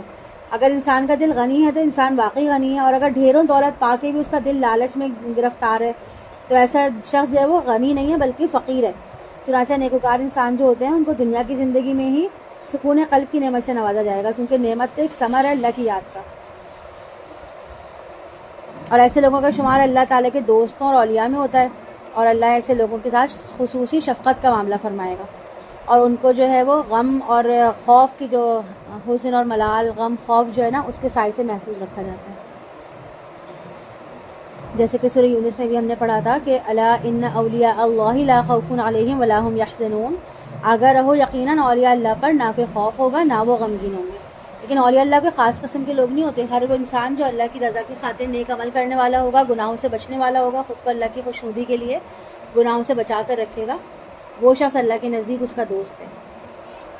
وَلَنَجْزِيَنَّهُمْ أَجْرَهُمْ بِأَحْسَنِ مَا كَانُوا يَعْمَلُونَ، اور آخرت میں ہم انہیں ضرور دیں گے ان کے اجر اس کے بہترین اعمال کے مطابق. تو جب آپ قرآن پڑھیں تو اللہ کی پناہ طلب کر لیجئے شیطان مردود سے. اس کا کچھ بھی زور نہیں چلتا ان لوگوں پر جو ایمان لائے ہیں اور جو اپنے رب پر توکل کرتے ہیں. اس کا زور تو انہی لوگوں پر چلتا ہے جو اس سے دوستی کرتے ہیں، جو اس کو اللہ کے ساتھ شریک ٹھہرانے والے ہیں. یعنی کہ شیطان کا زور ان لوگوں پہ چلتا ہے جو اس کو اپنا رفیق سرپرست بنا لیتے ہیں، اس کی ہر بات مانتے ہیں اور اپنے نفس کی کمزوری کا شکار ہو جاتے ہیں، اور اللہ کی اطاعت کے بجائے اس کی اطاعت کرنے لگتے ہیں، یعنی کہ اس کو اللہ کا شریک ٹھہرا لیتے ہیں، یا اس کے بہکانے سے دوسری ہستیوں کو اللہ کا شریک بنا لیتے ہیں. وَإِذَا بَدَّلْنَا آيَةً مَكَانَ آيَةٍ وَاللَّهُ أَعْلَمُ بِمَا يُنَزِّلُ قَالُوا إِنَّمَا أَنْتَ مُفْتَرٍ بَلْ أَكْثَرُهُمْ لَا يَعْلَمُونَ. اور جب ہم بدلتے ہیں ایک آیت کی جگہ دوسری آیت، اور اللہ خوب جانتا ہے جو وہ نازل کرتا ہے. یہ مشرکین کہتے ہیں آپ خود ہی اسے گھڑ لانے والے ہیں، بلکہ ان میں سے اکثریت علم نہیں رکھتی. یعنی کہ جب اللہ تعالیٰ اپنی آیات کوئی ایک حکم دیتے ہیں اور پھر وہ بعد میں وہ حکم منسوخ کر دیتے ہیں، تو اس وقت میں یہ لوگ کہتے ہیں کہ یہ کیا، یہ تو جب دیکھو آیتیں بدلتی رہتی ہیں. تو اس پہ کہا جا رہا ہے کہ یہ جو ہے مشرکین کہتے ہیں نا کہ یہ خود گھڑنے والے، تو اس پہ کہا جا رہا ہے کہ یہ اللہ کا کلام ہے اور اللہ تعالیٰ اس میں تبدیلی نہیں کرتا، بلکہ اکثر ان میں سے علم نہیں رکھتے. آپ کہیے کہ اسے نازل کیا ہے روح القدس نے آپ کے رب کی طرف سے حق کے ساتھ، یعنی جبرائیل علیہ السلام نے، تاکہ وہ ثابت قدم رکھے اہل ایمان کو، اور ہدایت اور خوشخبری ہو فرما برداروں کے لیے. یعنی کہ جیسے جیسے تبدیلی آ رہی ہے حالات میں، ویسے ویسے قرآن کے ذریعے مسلمانوں کی ہدایت اور رہنمائی کا اہتمام کیا جا رہا ہے. وَلَقَدْ نَعْلَمُ أَنَّهُمْ يَقُولُونَ إِنَّمَا يُعَلِّمُهُ بَشَرٌ لِسَانُ الَّذِي يُلْحِدُونَ إِلَيْهِ أَعْجَمِيٌّ وَهَذَا لِسَانٌ عَرَبِيٌّ مُبِينٌ. اور ہمیں خوب معلوم ہے کہ وہ کہتے ہیں کہ اس کو تو ایک انسان سکھاتا ہے. یہ لوگ جس کی طرف غلط طور پر منسوخ کر رہے ہیں ان کی زبان تو ان کے بقول اجمی ہے، اور یہ قرآن فصیح عربی زبان میں. یعنی کہ مشرکین جو تھے نا وہ الزام لگاتے تھے کہ حضرت محمد صلی اللہ علیہ وسلم نے کسی اجمی غلام کو یا اہل کتاب میں سے کسی آدمی کو اپنے گھر میں چھپایا ہوا ہے جو کہ تورات کا علم رکھتا ہے، اور وہ ساری باتیں آپ اس سے سیکھتے ہیں اور پھر وہی کے نام پر ہمیں سناتے ہیں اور ہم پہ جو ہے وہ دھونس جماتے ہیں اپنی. چنانچہ الزام لگاتے ہوئے ان کو خود سوچنا چاہیے کہ اجمی ایسی فصیح بلیغ عربی جو ہے وہ کیسے بول سکتا ہے. یقیناً جو لوگ اللہ کی آیت پر ایمان نہیں رکھتے اللہ انہیں ہدایت نہیں دے گا اور ان کے لیے دردناک عذاب ہے. جھوٹ تو وہی لوگ گھڑتے ہیں جو اللہ کی آیت پر ایمان نہیں رکھتے، اور وہی لوگ جو جھوٹے ہیں. اور جو کوئی کفر کرے گا اللہ کا اپنے ایمان لانے کے بعد، سوائے اس کے کہ کوئی شخص مجبور کر دیا گیا ہو اور اس کا دل ایمان پر جمع ہو، یعنی کہ کسی کی جان پہ بنی ہو، اس حالت میں اگر اس کی زبان سے کوئی کفر کا کلمہ ادا ہو گیا مگر اس کا دل جو ہے وہ ایمان پہ قائم رہا، تو ایسا شخص جو اللہ کے ہاں وقتی طور پہ معذور سمجھا جائے گا. مگر جس نے کھول دیا کفر کے ساتھ اپنا سینہ تو ایسے لوگوں پر اللہ کا عذاب ہے اور ان کے لیے بہت بڑا عذاب ہے. اور یہ اس لیے کہ انہوں نے دنیا کی زندگی کو محبوب رکھا اللہ آخرت کے مقابلے میں. یہ اللہ کا قاعدہ ہے کہ اللہ ایسے کافروں کو ہدایت نہیں دیتا. یہ وہ لوگ ہیں جن کے دل، کان اور آنکھوں پر اللہ نے مہر لگا دی ہے، اور یہی لوگ ہیں جو غافل ہیں. اب اس میں کوئی شک نہیں کہ یہ لوگ ہیں، یہی لوگ ہیں جو آخرت کے دن نقصان اٹھانے والے ہوں گے. یعنی کہ جنہوں نے دنیا کی زندگی کی محبت میں حق سے منہ موڑ لیا، غفلت میں ڈوب رہے، اب ان کا نتیجہ یہ ہوگا ان کے عمل کا کہ آخرت کی بھلائیوں میں ان کو کوئی بھی حصہ نہیں دیا جائے گا. پھر یقیناً آپ صلی اللہ علیہ وسلم کا رب ان کے حق میں جنہوں نے ہجرت کی اس کے بعد کہ انہیں تکالیف پہنچائی گئیں، پھر انہوں نے جہاد کیا اور صبر کیا، یقیناً آپ کا رب اس سب کچھ کے بعد بخشنے والا اور نہایت رحم کرنے والا ہے. جس دن آئے گی ہر جان اپنی طرف سے مدافعت کرتے ہوئے، یعنی کہ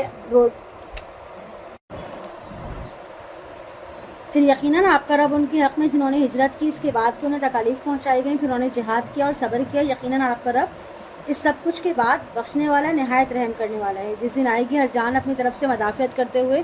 یعنی کہ قیامت کے دن ہر شخص چاہے گا کہ کسی نہ کسی طرح اس کو جہنم کی سزا سے جان چھڑا دی جائے، لہٰذا اس کے لیے وہ مختلف عذر پیش کرے گا، مختلف ہیلے بہانے پیش کرے گا۔ وَتُوَفَّى كُلُّ نَفْسٍ مَّا عَمِلَتْ وَهُمْ لَا يُظْلَمُونَ، اور بدلے میں پورا پورا دیا جائے گا ہر جان کو جو کچھ اس نے کمایا ہوگا، اور اس پر ذرا بھی ظلم نہیں کیا جائے گا۔ اور اللہ نے مثال بیان کی ایک بستی کی جو بالکل امن و اطمینان کی حالت میں تھی، آتا تھا اس کے پاس اس کا رزق بافراغت ہر طرف سے، تو اس نے ناشکری کی اللہ کی نعمتوں کی تو اسے چکھا دیا اللہ نے لباس بھوک اور خوف کا ان کی کرتوتوں کی پاداش میں۔ اور آیا ان کے پاس ایک رسول انہی میں سے تو انہوں نے اس کو جھٹلا دیا، بس آ پکڑا ان کو عذاب نے اور وہ خود ہی ظالم تھے۔ بس اہل ایمان تم کھایا کرو، اہل ایمان تم کھایا کرو اس میں سے جو اللہ نے تمہیں رزق دیا ہے، حلال اور پاکیزہ چیزیں، اور اللہ کی نعمت کا شکر ادا کرو اگر تم واقعی اس کی بندگی کرتے ہو۔ اس نے تو بس حرام کیا ہے تم پر مردار خون، خنزیر کا گوشت اور وہ چیز جس پر نام پکارا جائے اللہ کے سوا کسی اور کا۔ اس نے پھر جو کوئی مجبور ہو جائے لیکن نہ وہ طالب ہو نہ حد سے بڑھنے والا ہو تو یقیناً اللہ بخشنے والا اور نہایت رحم کرنے والا ہے۔ یعنی انتہائی مجبوری کی حالت میں جان بچانے کے لیے وقتی طور پر اگر کسی حرام شے کو استعمال کر بھی لیا جائے تو دل میں اس کی طلب نہیں رکھنی ہے، نہ ہی اس سے جو ہے اللہ کی سرکشی کا ارادہ رکھنا ہے، اور نہ ہی ایسی حالت میں کوئی چیز ضرورت سے زیادہ کھائی جائے، یعنی کہ حد سے بڑھ کے نہ کھائی جائے، اتنا ہو کہ بس جان بچانا کافی ہو۔ اور مت کہو جس کے متعلق تمہاری زبانیں جھوٹ گڑتی ہیں کہ یہ حلال ہے اور یہ حرام، یعنی کہ حرام اور حلال کا حق جو ہے وہ صرف اللہ کے پاس ہے، کسی انسان کو یہ حق نہیں ہے وہ اپنی مرضی سے چیزوں کو حلال یا حرام کر لے، تاکہ تم اللہ کی طرف جھوٹ منسوب کرو۔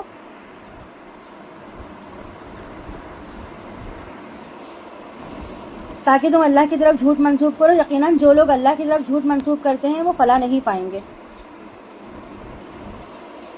برتنے کا سامان ہے دنیا کی زندگی میں تھوڑا سا، اور پھر ان لوگوں کے لیے دردناک عذاب ہے۔ اور ان لوگوں پر بھی جو یہودی ہوئے ہم نے حرام کی تھی وہ چیزیں جو ہم بیان کر چکے ہیں آپ صلی اللہ علیہ وسلم پر اس سے پہلے، اور ہم نے ان پر ظلم نہیں کیا بلکہ وہ خود اپنی جانوں پر ظلم ڈھاتے رہے۔ پھر یقیناً آپ کا رب ان لوگوں کے حق میں جو جہالت سے کوئی برائی کا کام کر بیٹھیں اس کے بعد وہ توبہ کر لیں اور اصلاح کر لیں تو یقیناً آپ کا رب ان کے بعد بہت بخشنے والا، نہایت رحم کرنے والا ہے۔ یعنی جو لوگ جذبات میں آ کے کبھی کوئی غلطی کر بیٹھیں، کوئی گناہ کر بیٹھیں،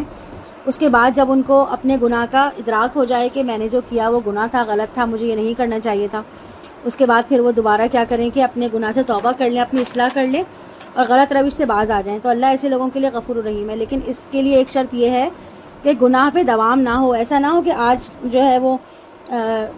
گناہ سے بچ گئے، معافی مانگ لی کہ اللہ میں اب نہیں کروں، لیکن 2 دن گزرے، 4 دن گزرے اور پھر اس کے بعد آپ نے پھر وہی گناہ کرنا شروع کر دیا، پھر اسی گناہ پر آ گئے۔ تو اس کے لیے کہا جا رہا ہے کہ ایسا نہیں کرنا، بلکہ ایک دفعہ جب گناہ سے آپ نے توبہ کر لی، گناہ سے اپنے آپ کو روک لیا تو پھر آپ کو رکے رہنا ہے، گناہ پہ قائم نہیں رہنا ہے۔ تو ایسے لوگوں کے لیے اللہ تعالیٰ معاف کرنے والا اور بخشنے والا ہے۔ لیکن جو عادتاً گناہ کرتے ہیں اور پھر گناہ پر ہی قائم رہتے ہیں، بار بار کرتے ہیں، تو ان کے لیے پھر اللہ تعالیٰ کا حساب الگ ہوگا۔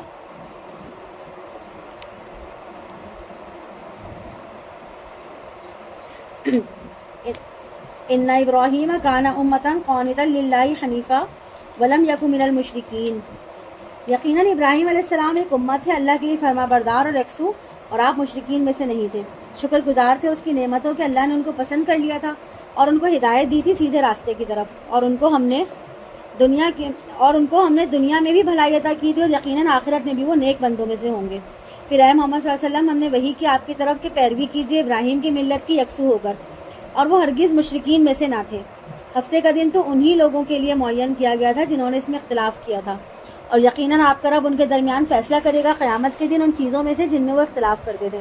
آپ دعوت دیجیے اپنے رب کے راستے کی طرف دانائی اور اچھی نصیحت کے ساتھ، اور ان سے بحث کیجیے بہت اچھے طریقے سے۔ یقیناً آپ کا رب خوب واقف ہے ان سے جو اس کے راستے سے بھٹک گئے ہیں، اور وہ خوب جانتے ہیں ان کو بھی جو راہ راست پر ہیں۔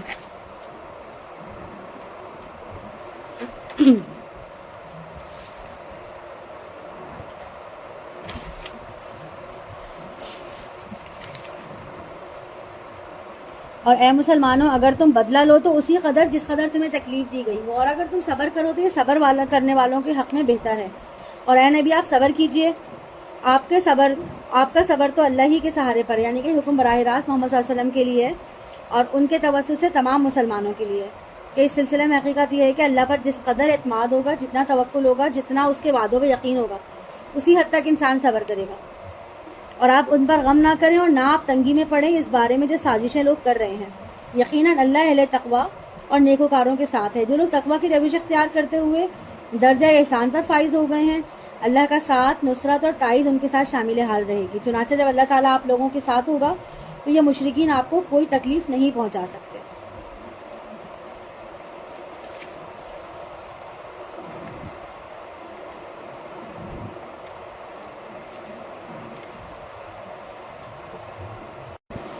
سورہ بنی اسرائیل. اعوذ باللہ من الشیطان الرجیم. بسم اللہ الرحمن الرحیم. سبحان الذی اسری بعبدہ لیلا من المسجد الحرام الی المسجد الاقصی الذی بارکنا حولہ لنریہ من آیاتنا انہ هو السمیع البصیر. پاک ہے وہ ذات جو لے گئی راتوں رات اپنے بندے کو مسجد حرام سے مسجد اقصی دور کی مسجد تک. یہ رسول پاک صلی اللہ علیہ وسلم کے سفر معراج کے پہلے مرحلے کی طرف اشارہ ہے جو مسجد حرام مکہ مکرمہ سے مسجد اقصی بیت المقدس تک زمین کے سفر پر مشتمل تھا. اور اس کلمے سے بات کا آغاز کرنا یعنی کہ سبحانہ سے بات کا جو آغاز کیا جا رہا ہے تو یہ خود اس بات کی دلیل ہے کہ یہ کوئی جو ہے بہت ہی اعلیٰ قسم کا واقعہ ہے جو اللہ تعالیٰ کی غیر محدود قدرت سے رونما ہوا. اور یہ محض کہ روحانی تجربہ نہیں تھا بلکہ جسمانی سفر تھا اور عینی مشاہدہ تھا جو اللہ تعالیٰ نے نبی کریم کو کرایا. یعنی کہ کوئی خواب نہیں تھا یہ کہ انہوں نے خواب میں یا ایسا کیا ہو بلکہ حقیقتاً ان کے ساتھ اللہ تعالیٰ نے یہ معجزہ کیا تھا.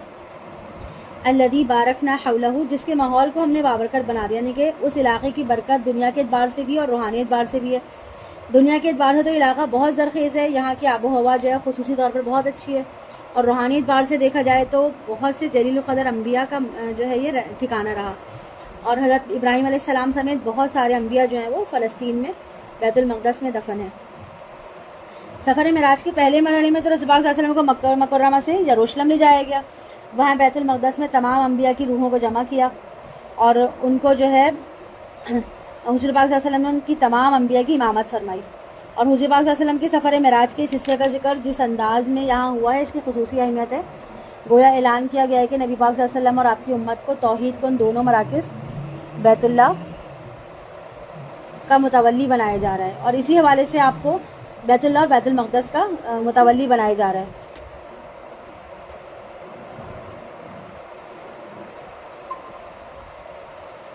اور اسی اعتبار سے جو ہے اسی حوالے سے آپ صلی اللہ علیہ وسلم کو بیت المقدس لے جایا گیا پہلے، پھر وہاں سے آپ کو آسمانی سفر کا مرحلہ جو تھا وہ شروع کیا گیا.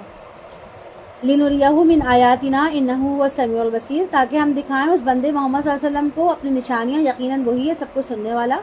اور دیکھنے والا. اور ہم نے موسیٰ علیہ السلام کو کتاب تورات دی اور ہم نے انہیں ہدایت بنایا بنی اسرائیل کے لیے کہ تم مت بناؤ میرے سوا کسی کو کارساز. اے ان لوگوں کی اولاد جنہیں ہم نے سوار کیا نوح کے ساتھ، یقیناً وہ ہمارا بہت ہی شکر گزار بندہ تھا. اور ہم نے خبردار کر دیا تھا بنی اسرائیل کو کتاب میں کہ تم زمین میں 2 مرتبہ فساد مچاؤ گے، یعنی 2 بڑی سرکشی کرو گے. یعنی 2 ایسے دور آئیں گے تم پر کہ تم زمین میں سرکشی کرو گے، فساد برپا کرو گے اور دین سے دور ہو جاؤ گے اور لاہ و لعب میں مبتلا ہو جاؤ گے، کھیل کود میں، اور اس کے نتیجے میں اللہ تمہاری طرف جو ہے وہ عذاب کے کوڑے برسائے گا.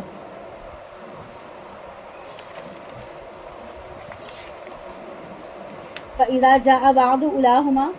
أُولَاهُمَا بَعَثْنَا عَلَيْكُمْ عِبَادًا لَنَا أُولِي بَأْسٍ شَدِيدٍ فَجَاسُوا خِلَالَ الدِّيَارِ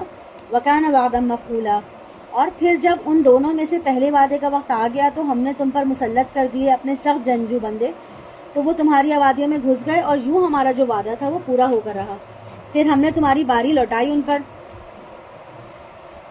یعنی اس کے بعد اللہ نے ایک مرتبہ پھر تمہیں سہارا دیا، تمہیں غلبے کا موقع دیا اور تمہاری مدد کی.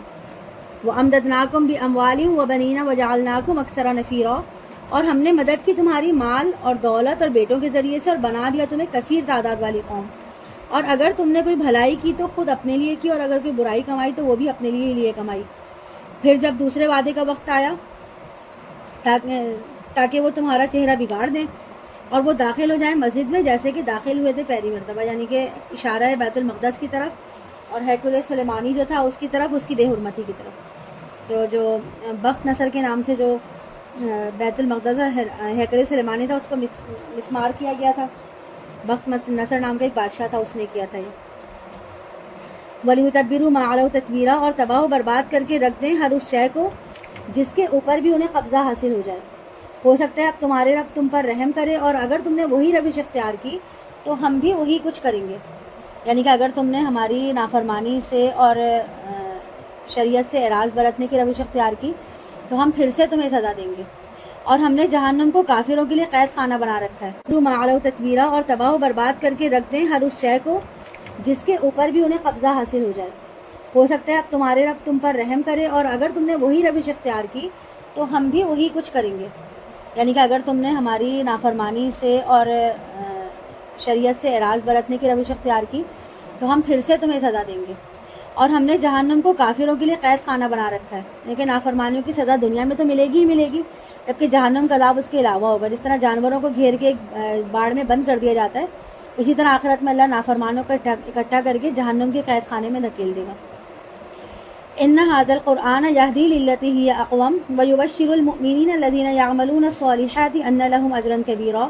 یقیناً یہ قرآن رہنمائی کی کرتا ہے اس راہ کی طرف جو سب سے سیدھی ہے، اور بشارت دیتا ہے ان اہل ایمان کو جو نیک عمل بھی کریں گے کہ ان کے لیے بہت بڑا اجر ہے. اور یہ کہ جو لوگ ایمان نہیں رکھتے آخرت پر، ان کے لیے ہم نے تیار کر رکھا ہے ایک دردناک عذاب. اور انسان شر مانگ بیٹھا ہے اپنے نزدیک بھلائی مانگتے ہوئے. یعنی کہ انسان جب اللہ سے دعا کرتا ہے کہ اے اللہ میرے لیے یوں کر دے، حالانکہ اسے کچھ معلوم نہیں ہوتا کہ جو وہ اپنے لیے مانگ رہا ہے وہ اس کے لیے فائدہ مند ہے یا نقصان دہ. اس طرح انسان اپنے لیے اکثر وہ کچھ مانگ لیتا ہے جو اس کے لیے نقصان دہ ہوتا ہے. چنانچہ بہتر کیا ہے کہ اللہ پر توکل کرتے ہوئے انسان اپنے معاملات اللہ کے حوالے کر دے کہ اے اللہ میرے معاملات تیرے سپرد ہیں، کیونکہ میں تو نفع و نقصان کے بارے میں جانتا نہیں ہوں، تو بہتر جانتا ہے. لیکن ہوتا کیا ہے کہ انسان جو ہے اللہ پہ توکل کرنے کے بجائے اپنی عقل اور سوچ پہ انحصار کرتا ہے، اور اس طرح جو ہے وہ اپنے لیے خیر کی جگہ شر مانگ لیتا ہے. اب ہوتا ہے نا کبھی ہماری کوئی دعا قبول نہیں ہو رہی تھی، ہم اتنے پریشان ہوتے ہیں کہ کیا وجہ ہے، ہم بار بار مانگ رہے ہیں اللہ سے، اللہ تو ہماری دعا ہی نہیں سن رہا. لیکن ہمیں نہیں پتہ ہوتا کہ اس میں ہمارے لیے شر ہے کہ خیر ہے. ہو سکتا ہو اس میں ہمارے لیے شر ہو، اس لیے اللہ وہ دعا ہماری پوری نہ کرتا ہو. اور دعا پوری نہ ہونے کا بھی انسان کو ہی فائدہ پہنچتا ہے، کیونکہ وہ دعا اگر پوری نہیں ہوتی تو اس کی جگہ کوئی دوسری دعا پوری ہو جاتی ہے، یا پھر اللہ تعالیٰ کوئی بہت بڑی تکلیف آنے والی ہوتی ہے اس کو ٹال دیتا ہے، یا پھر وہ دعا آخرت کے لیے رکھ دی جاتی ہے اور آخرت میں اس پہ صبر کی جزا ملتی ہے. اور اس کے بارے میں ایک حدیث بھی ہے، اس کا مفہوم بس اتنا ہے کہ جب جو لوگ دنیا سے جائیں گے اور آخرت میں اپنی دعاؤں جو ان کی قبول دنیا میں نہیں ہوئی تھی، تو جب وہ وہاں پر اس کا اجر دیکھیں گے نا تو وہ افسوس کریں گے کہ کاش کے دنیا میں ہماری کوئی دعا قبول ہی نہ ہوئی ہوتی تو آخرت میں ہمیں اس کا بہترین اجر ملتا. لیکن ہے کیا مسئلہ اصل میں کہ وکان الانسان عجولا، کہ انسان بہت جلد باز ہے. وہ اپنی جلد بازی اور کوتا نظری کی وجہ سے شر کو خیر اور خیر کو شر سمجھ بیٹھتا ہے. وجعلنا اللیل والنہار آیتین فمحونا آیت اللیل وجعلنا آیت النہار مبصرۃ لتبتغوا فضلا من ربکم. اور ہم نے بنایا رات اور دن کو دو نشانیاں، تو تاریک کر دیا ہم نے رات کی نشانی کو اور روشن بنا دیا ہم نے دن کی نشانی کو، تاکہ تم تلاش کرو اپنے رب کا فضل. یعنی کہ دن کے وقت تم کسب معاش کرو، دوڑ دھوپ کر سکو، اور رات کو تم آرام کرو، اور تاکہ تم جان لو سالوں کی گنتی اور نظام الاوقات کا حساب. اور ہر چیز کو ہم نے کھول کھول کر بیان کر دیا ہے. یعنی یہ دن اور رات کی الٹ پھیر ہے، یہی نظام الاوقات کا جو بنیادی ڈھانچہ ہے، جو اسٹرکچر ہے، وہ ہمیں بتاتا ہے. اور دنوں سے ہفتے، مہینے اور پھر سال بنتے ہیں. یہ کیلنڈر کا جو نظام ہے پورا، وہ انہی دن رات کی الٹ پھیر پہ تیار ہوتا ہے. وَكُلَّ إِنسَانٍ أَلْزَمْنَاهُ طَائِرَهُ فِي عُنُقِهِ. اور ہر انسان کی قسمت چپکا دی گئی ہے، ہم نے اس کی قسمت چپکا دی ہے ہم نے اس کی گردن میں. یعنی کہ کسی انسان کا جو بھی قسمت ہے، جو بھی اس کا مقدر ہے، اس کی زندگی میں کیا اچھا ہونا ہے، کیا برا ہونا ہے، اس کو کیا ملنا ہے، کیا نہیں ملنا، کیسے حالات اس کے پیش آنے ہیں، تو یہ سارا کچھ جو ہے نا الکتاب میں موجود ہے. اور اس کا حاصل جو اسی گردن میں چپکا دیا گیا. یعنی کہ گردن میں چپکانے کے الفاظ محاورتاً بھی استعمال ہوتے ہیں، اور یہ بھی ممکن ہے کسی کو حقیقت ہو. یعنی کہ ہو سکتا ہے کہ اللہ تعالیٰ نے کسی انسان کی گردن میں، کسی گلینڈ میں کوئی مائکرو کمپیوٹر نصب کر رکھا ہو، کوئی چپ نصب کر رکھی ہو. یہ تو اللہ ہی بہتر جاننے والا ہے. وَنُخْرِجُ لَهُ يَوْمَ الْقِيَامَةِ كِتَابًا يَلْقَاهُ مَنشُورًا. اور ہم نکالیں گے اس کے لیے قیامت کے روز اسے ایک کتاب کی شکل میں، وہ پائے گا اسے کھلی ہوئی. پڑھ لو اپنے نامہ اعمال، آج تم خود ہی اپنا حساب کرنے کے لیے کافی ہو. یعنی کہ تمہاری زندگی کی کتاب کا ایک ایک صفحہ جو ہے وہ اس قدر تفصیل سے تمہارے سامنے موجود ہے تو تم خود ہی اپنا حساب کر سکتے ہو، اور تمہارا سارا ڈیبٹ، تمہارا کریڈٹ سب تمہارے سامنے ہے. جس کسی نے ہدایت کی راہ اختیار کی تو اس نے اپنے ہی بھلے کے لیے ہدایت کی راہ اختیار کی، اور جو کوئی گمراہ ہوا تو اس کی گمراہی کا وبال اسی پر ہوگا. اور کوئی جان کسی دوسری جان کا بوجھ اٹھانے والی نہیں بنے گی. یعنی کوئی جتنا ہی قریبی رشتہ دار ہو، کوئی بھی ہو، کوئی بھی مدد نہیں کر پائے گا. ہر ایک کو اپنے اعمال کا بوجھ اپنے کندھوں پر ہی اٹھانا ہوگا اور اپنے حصے کی سزا بھگتنی ہوگی. اور ہم عذاب دینے والے نہیں ہیں جب تک کہ کسی رسول کو نہ بھیج دیا جائے.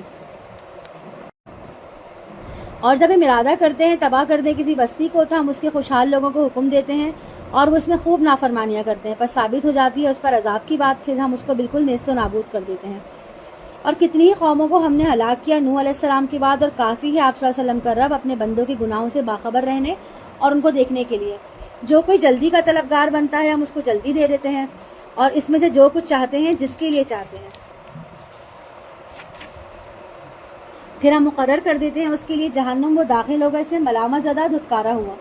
یعنی کہ اس شخص کے لیے جس کی خواہش تھی کہ اس کی ساری محنت دنیا کے لیے ہے، وہ دنیا کی دوڑ دھوپ میں مگن رہا، تو اس چنانچہ دنیا کسی نہ کسی قدر اس کو دے دی گئی. آخرت کے لیے اس نے خواہش کی تھی، نہ محنت کی تھی، لہٰذا آخرت میں اس کو جہنم کے سوا کچھ بھی میسر نہ آئے گا.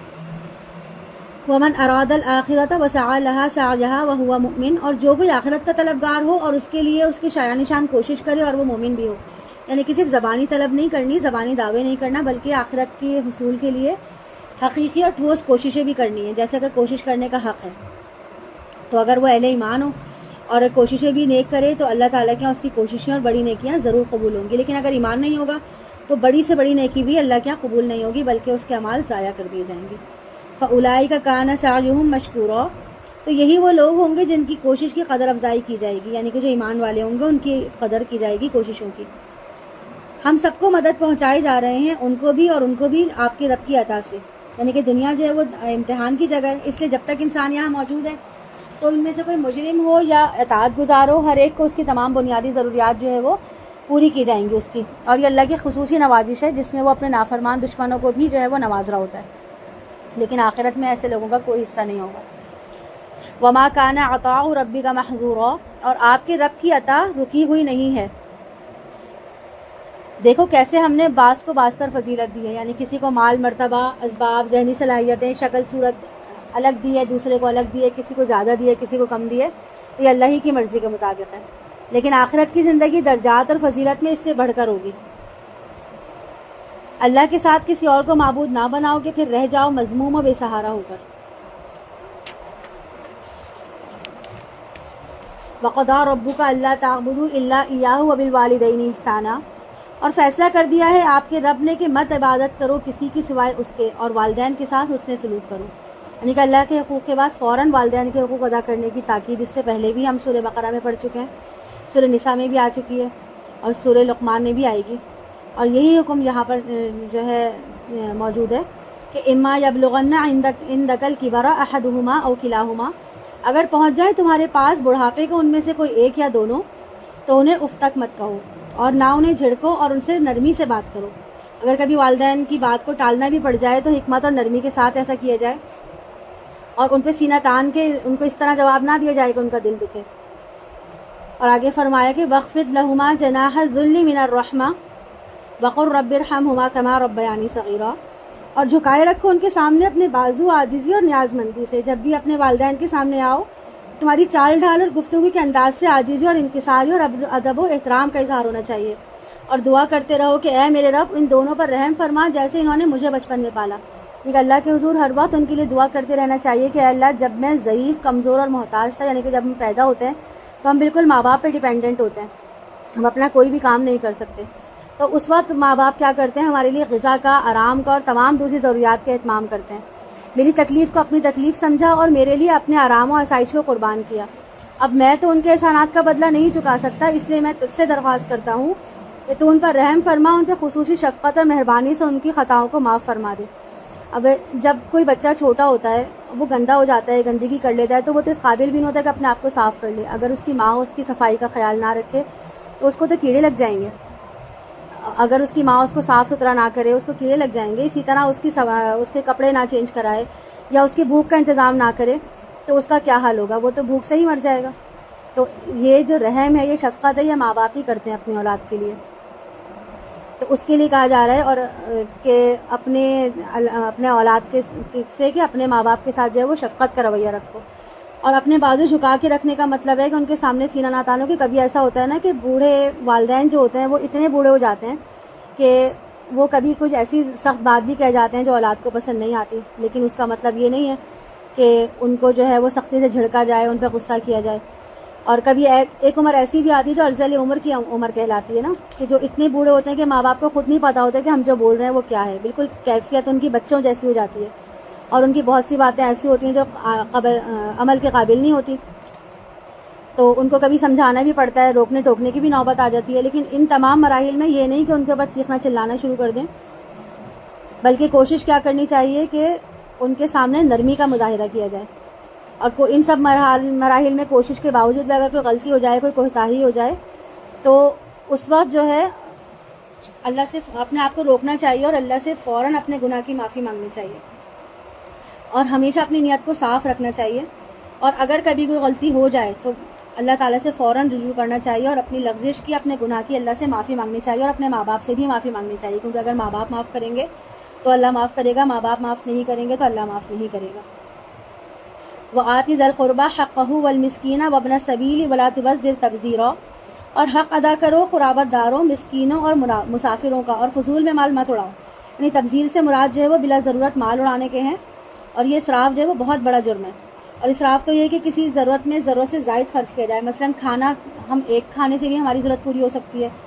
2 روٹیوں سے بھی ضرورت پوری ہو سکتی ہے، تھوڑے سے سالن سے، لیکن ہوتا کیا ہے کہ انسان 10 طرح کے کھانے تیار کر کے دسترخوان پہ سجا لیتا ہے، اور اس کے بعد اسے کھایا ان میں سے کچھ نہیں جاتا، وہ سب کچھ پڑا رہتا ہے، رکھا رہتا ہے، لیکن وہ جمع کرتا رہتا ہے۔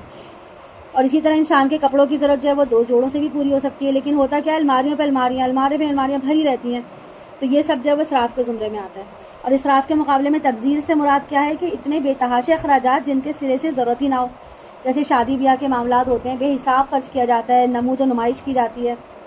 اور اس پر جو ضائع کیا جاتا ہے پیسہ، اس کو تبذیر کہا جاتا ہے۔ ان المبذرین کانوا اخوان الشیاطین، یقیناً مال کو فضول اڑانے والے شیطان کے بھائی ہیں۔ مبذرین کو یہاں پہ جو شیطان کا بھائی قرار دیا ہے، تو اس سے یہ بھی ظاہر ہوتا ہے کہ جیسے شیطان انسان کے اندر بغض اور دشمنی پیدا کرنے کی کوشش کرتا ہے نا، کہ وہ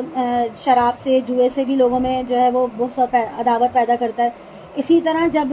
یہ تبذیر کا عمل جو ہے نا، اس میں بھی ایسا ہی ہوتا ہے۔ کیونکہ دیکھیں، جب کوئی ایک بہت امیر انسان ہے، فرض کریں اس کی بیٹی کی شادی ہو رہی ہے، اس کا گھر جو ہے وہ نور بنا ہوا ہے، ہر طرف لائٹیں ہو رہی ہیں، خوب روشنیاں لگی ہوئی ہیں، خوب دھوم دھڑکا ہو رہا ہے، نمود و نمائش ہو رہی ہے، بے دریغ پیسہ لٹایا جا رہا ہے، تو اب اس سیٹ کے جو ملازم ہوں گے، جو اس کے یہاں کام کرتے ہوں گے، اور وہ ایسے بھی ان میں کچھ ہوں گے جنہوں نے غربت کی وجہ سے اپنی بیٹی کی شادی نہیں کر پا رہے ہوں گے،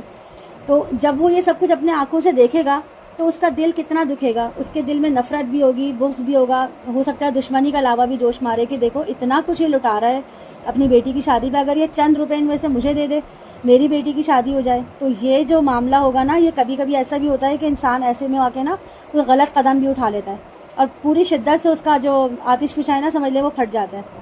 اور ہو بھی سکتا ہے کہ وہ غلط طریقے سے اپنے سیٹ کی دولت حاصل کرنے کی کوشش کرے۔ تو اس طرح جو فضول لٹائی جانے والی نمود و نمائش کی جو محفلیں ہوتی ہیں نا، تو اس سے عداوت اور نفرت کی آگ بھی بھڑک جاتی ہے، اور اس طرح جو شیطان کے ایجنڈے کی تکمیل ہو جاتی ہے، کیونکہ شیطان جو ہے تو اس کے ہی ساتھی ہیں جو کہ مبذرین ہوتے ہیں، یعنی کہ بے دریغ پیسہ لٹانے والے۔ وَكَانَ الشَّيْطَانُ لِرَبِّهِ كَفُورًا، اور یقیناً شیطان اپنے رب کا بہت ہی ناشکرا ہے۔ اور اگر تمہیں اعراض کرنا ہی پڑ جائے ان سے اپنے رب کی رحمت کے انتظار میں جس کی تمہیں امید ہے، یعنی کہ کبھی ایسا ہوتا ہے نا کہ انسان کی کوئی خواہش ہوتی ہے، وہ پوری نہیں ہو رہی ہوتی، ایسے موقع پر آپ کے پاس جو ہے وہ کوئی دوسرا شخص آتا ہے کہ ہمیں کچھ دے دو، تو آپ کو اللہ تعالیٰ سے اچھے دنوں کی اور فراخ دستی کی امید تو ہے، مگر وقتی طور پر آپ جو ہے کسی سائل کی ضرورت پوری نہیں کر سکتے اور اس کی مدد نہیں کر سکتے، تو اگر ایسا موقع ہو تو اس وقت اس کو جھڑکنا نہیں ہے اور اس سے بدتمیزی نہیں کرنی کہ میں تو خود بھوکا پیاسا بیٹھا ہوں، میں تمہاری کہاں سے مدد کروں، میری تو جیب خالی ہے، میں تمہارے لیے کہاں سے کروں، تم ہر وقت میرے پاس مانگنے آ جاتے ہو، تمہیں کوئی اور گھر نہیں ملتا، اس طرح کی باتیں سختی سے کی جاتی ہیں، تو یہ نہیں کرنا، بلکہ فَقُل لَهُمْ قَوْلًا مَيْسُورًا، ان سے نرم بات کرو، اور نہ باندھ لو اپنے ہاتھ کو اپنی گردن کے ساتھ، یعنی کہ اپنے ہاتھ کو گردن سے باندھنے سے مراد کیا ہے کہ کسی کو کچھ دینے سے خود کو معذور نہ کرو، اور نہ ہی اسے بالکل کھلا چھوڑ دو، یعنی کہ پیسہ ہونے کے باوجود مال اور ضرورت کی چیزیں آپ کے پاس ہیں، آپ کسی کو دے سکتے ہیں، لیکن اس کے باوجود آپ جو ہے بخل اور کنجوسی سے کام لیں گے تو کیا ہوگا کہ یہ غلط ہے، اس کو منع کیا گیا ہے۔ وَلَا تَبْسُطْهَا كُلَّ الْبَسْطِ فَتَقْعُدَ مَلُومًا مَحْسُورًا، اور نہ اسے بالکل کھلا چھوڑ دو، یعنی کہ بعض اوقات انسان نیکی کے جذبے میں اس قدر جوش میں آ جاتا ہے کہ جو ہے وہ سب کچھ جو ہے وہ لٹانے پہ لگ جاتا ہے، تو کہا یہ جاتا ہے کہ اتنا مال لٹایا جائے جو کہ آپ کی ضرورت سے زائد ہو. یہ نہ ہو کہ آپ کے اپنے گھر والے بھوکے پیاسے بیٹھے ہوئے ہیں, تڑپ رہے ہیں بھوک سے, اور آپ نے سارا کچھ اٹھا کے مال کسی اور کو دے دیا. ایسا نہیں کرنا, بلکہ اس میں بھی آپ کو مظاہرہ کرنا ہے میزان کے مطابق, یعنی کہ ایسا کام کرنا ہے کہ جو بیلنس ہو, کہ نہ ہی سب کچھ لٹا دیں, نہ ہی بالکل اپنے آپ کو اپنے ہاتھ کو ایسا بند کر کے رکھ لیں کہ آپ کسی کی کوئی ضرورت پوری ہی نہ کر سکیں. اور ایسا نہ ہو کہ ایک وقت میں انسان اپنا سارا مال قربان کر دے اور بعد میں پچھتائے کہ ہائی یہ میں نے کیا کر دیا, آپ میں اپنی ضرورتیں کہاں سے پوری کروں. لہٰذا انسان کو ہر حال میں اعتدال کی روش اختیار کرنی چاہیے. ان ربک یبسط الرزق لمن یشاء ویقدر, یقیناً تمہارا رب کشادہ ہے, رزق جس کے لیے چاہتا ہے کشادہ کر دیتا ہے, اور تنگ کر دیتا ہے جس کے لیے چاہتا ہے. بعض اوقات ایسا ہوتا ہے نا کہ انسان چاہتا ہے کہ اس کے کسی رشتہ دار کے گھر کے حالات بہت خراب ہے, اور وہ کوشش کر رہا ہوتا ہے کہ اس کے حالات سدھر جائیں, لیکن وہ نہیں سدھرتے. تو اس ایسی کیفیت کے بارے میں فرمایا گیا ہے کہ کسی کے رزق کی تنگی اور فراخی کا فیصلہ جو ہے وہ اللہ کرتا ہے, تمہارے اختیار میں نہیں ہے. لہٰذا تم اپنی کوشش کرتے رہو, یہ نہ ہو کہ تم اس کی مدد کرنا چھوڑ دو, اس کی مدد کرو, اس کی ضرورت پوری کرو, لیکن یہ نہ سوچو کہ ایسا کیوں نہیں ہو رہا کہ میں اتنا کچھ دے رہا ہوں پھر بھی اس کا پورا نہیں ہو رہا. تو کسی کی تنگی اور فراخی جو ہے وہ اللہ کے ذمہ ہے. یقیناً وہ اپنے بندوں کی خبر رکھنے والا ہے اور ان کے حالات کو دیکھنے والا ہے. اور اپنی اولاد کو قتل نہ کرو مفلسی کے اندیشے سے, یعنی کہ پہلے زمانے میں ہوتا تھا نا کہ بھوک کا خوف ہوتا تھا, لوگوں کو غربت کا خوف ہوتا تھا, تو اس کی وجہ سے وہ بچوں کو قتل کر دیا کرتے تھے. اور آج کل جو ہے برتھ کنٹرول اور آبادی کی منصوبہ بندی کے بارے میں جو سوچ ہو گئی ہے, اس کی وجہ سے کیا ہوتا ہے کہ یہ آیات جو ہے اس پر چلتی ہیں کہ اولاد کو قتل نہ کرو. اور اسی طرح اس کوشش کا صاف اور سیدھا مطلب یہ ہے کہ انسان جو ہے وہ اللہ کو رازق ہونے پر ایمان نہ لائے اور خود اپنی جمع تفریح کا حساب پورا کرنے کی کوشش کرتا رہے, کیونکہ انسان جو ہے وہ اللہ کے خزانوں اور وسائل کی وسعتوں کو تو جانتا ہی نہیں ہے. تو اس لیے اسے جو اپنی کوتاہی اور معذوری کا ادراک ہونا چاہیے. اور انسان جو ہے اس کو کچھ عرصے پہلے تک اتنا بھی اندازہ نہیں تھا کہ سمندر کے اندر کس قدر وسیع خزانہ پوشیدہ ہے انسان کی غذا کے لیے, اور اس کا جو گوشت ہے وہ انسان کے لیے کتنا فائدہ مند ہے. نحن نرزقهم وإياكم, ہم ان کو بھی رزق دیں گے اور تمہیں بھی. یعنی کہ اگر تم جو سمجھتے ہو کہ تمہیں جو رزق مل رہا ہے وہ تمہاری اپنی محنت اور منصوبہ بندی کا نتیجہ ہے, تو ایسا نہیں ہے, بلکہ حقیقی رازق ہم ہیں. جیسے ہم تمہیں رزق دے رہے ہیں, اسی طرح تمہاری ہونے والی اولاد کو بھی رزق ہم دیں گے, اس کی ذمہ داری بھی ہم پر ہوگی. اور یقیناً اس کو قتل کرنا بہت بڑی خطا ہے. ولا تقربوا الزنا, اور زنا کے قریب بھی مت جاؤ. یعنی کہ یہاں پہ زنا مت کرو کا حکم نہیں ہے, بلکہ کہا جا رہا ہے کہ احتیاط اتنی کرو کہ زنا کے قریب بھی مت پھٹکو. ایسے کام جو زنا کی طرف لے کے جانے والے ہوں ان سے بھی دور رہو, کیونکہ وہ اگر ایسے کسی کام کی طرف آپ ملوث ہو گئے تو بہت حد تک اندیشہ ہے کہ آپ زنا تک بھی چلے جائیں گے. انہ کان فاحشہ وساء سبیلا, یقیناً یہ بہت بے حیائی کا کام ہے اور بہت ہی برا راستہ ہے. اور مت قتل کرو اس انسانی جان کو جسے اللہ نے محترم ٹھہرایا ہے مگر حق کے ساتھ. یعنی کہ کچھ ایسی چیزیں ہیں جن میں انسانی جان کا قتل جائز ہے, جیسے کہ خون کا بدلہ خون, اسلامی ریاست میں مرتد کی سزا موت جو ہوتی ہے, اور اسی طرح شادی شدہ زانی اور زانیہ کا رجم, اور حربی کافر کا قتل. ومن قتل مظلوما فقد جعلنا لولیہ سلطانا, اور جسے قتل کر دیا گیا مظلومی میں تو اس کے ولی کو ہم نے اختیار دیا ہے, یعنی کہ جان کے بدلے جان کا اختیار بھی دیا ہے, اور معاف کرنے کا یا پھر خون بہا کا اختیار بھی دیا ہے. فلا یسرف فی القتل, اور تو وہ بھی قتل میں حد سے تجاوز نہ کر. یعنی جان کے بدلے جان کا فیصلہ ہوا کہ اس میں تجاوز کرنے کی اجازت نہیں ہے. ایسا نہ ہو کہ آدمی بدلے میں جو ہے سامنے والے فریق کے ایک سے زیادہ لوگوں کو قتل کر دے. اس طرح اگر زیادتی ہوگی تو اس طرح معاشرے میں مزید بدامنی پھیلنے کا خدشہ ہوگا. انہ کان منصورا, اس کی مدد کی جائے گی. یعنی قاتل کو پکڑنے سے مقدمہ چلانے میں صاحب کی دلائل جو ہیں ان سب میں جو ہے مقتول کے ورثہ کی مدد کرنا ریاست کی ذمہ داری ہے. ولا تقربوا مال الیتیم الا بالتی ہی احسن حتی یبلغ اشدہ واوفوا بالعہد ان العہد کان مسئولا, اور مت قریب جاؤ یتیم کے مال کے مگر احسن طریقے سے, یہاں تک کہ وہ اپنی جوانی کو پہنچ جائے, اور اپنے عہد کو پورا کرو, یقیناً عہد کے بارے میں باز پرس ہوگی. اور جب تم ناپو تو تمہارا اپنا پیمانہ پورا بھرو, اور وزن کرو سیدھے ترازو کے ساتھ, یہی بہتر ہے اور انجام کے اعتبار سے بھی خوب تر ہے. اور مت پیچھے پڑو اس چیز کے جس کے بارے میں تم علم نہیں, یعنی کہ جو دین کے معاملات میں حجت کرتے ہیں لوگ اور فضول سوالات اٹھاتے ہیں, اس سے منع کیا جا رہا ہے کہ بیتوکے سوالات نہ اٹھائے جائیں. اگر سوال علم کی اضافے کے لیے ہے تو ایک الگ بات ہے, لیکن صرف دین میں ٹیڑھ پیدا کرنے کے لیے اگر سوال کیے جائیں تو اس سے منع کیا گیا. ان السمع والبصر والفؤاد کل اولئک کان عنہ مسئولا, یقیناً سماعت, بصارت اور عقل سبھی کے بارے میں باز پرس کی جائے گی. اور زمین میں اکڑ کر نہ چلو, نہ تم زمین کو پھاڑ سکو گے اور نہ ہی پہاڑوں کی بلندی پہ پہنچ سکو گے. یعنی کہ تم جتنے بھی طاقتور ہو جاؤ, زمین پر جتنا اکڑ کر پاؤں مار کر چل لو तुम अपनी ताकत से ज़मीन को फाड़ नहीं सकते और जितना भी गर्दन अकड़ा लो और जितना उसको सरबुलंद कर लो, लेकिन तुम्हारे कद हमारे पहाड़ों के बराबर तो नहीं हो सकते। यानी कि अल्लाह की कुदरत जो है वो हर एक चीज़ से बढ़कर है। इन सब बातों की बुराई का पहलू तेरे रब को यानी बहुत नापसंद है। और ये जो ए मोहम्मद आपके रब ने आपकी तरफ वही की है हिकमत से, और मत ठहराओ अल्लाह के साथ कोई दूसरा माबूद, वरना तुम झोंक दिए जाओगे जहन्नुम में मलामत ज़्यादा धुतकारे हुए बनकर। तो क्या तुम्हें तो मुंतखब कर लिया है तुम्हारे रब ने बेटों के साथ और अपने लिए बना ली हैं फरिश्तों में से बेटियाँ। ये तुम बहुत बड़ी गुस्ताखी की बात कहते हो। वलक़द सर्रफ़ना फ़ी हाज़ल क़ुरआनि लियज़्ज़क्करू वमा यज़ीदुहुम इल्ला नुफ़ूरा। और हमने फेर फेर कर बयान, अगर सवाल इल्म की इजाफे के लिए है तो एक अलग बात है, लेकिन सिर्फ दीन में टेढ़ पैदा करने के लिए अगर सवाल किए जाएँ तो इससे मना किया गया। इन्ना समा वल बसरा वल फुआदा कुल्लु उलाइका काना अन्हु मसऊला। यकीनन समाअत, बसारत और अक़ल सभी के बारे में बासपुरस की जाएगी। और ज़मीन में अकड़ कर ना चलो, ना तुम ज़मीन को फाड़ सकोगे और ना ही पहाड़ों की बुलंदी पे पहुंच सकोगे। यानी कि तुम जितने भी ताकतवर हो जाओ, ज़मीन पर जितना अकड़ कर पाँव मार कर चल लो, तुम अपनी ताकत से ज़मीन को फाड़ नहीं सकते और जितना भी गर्दन अकड़ा लो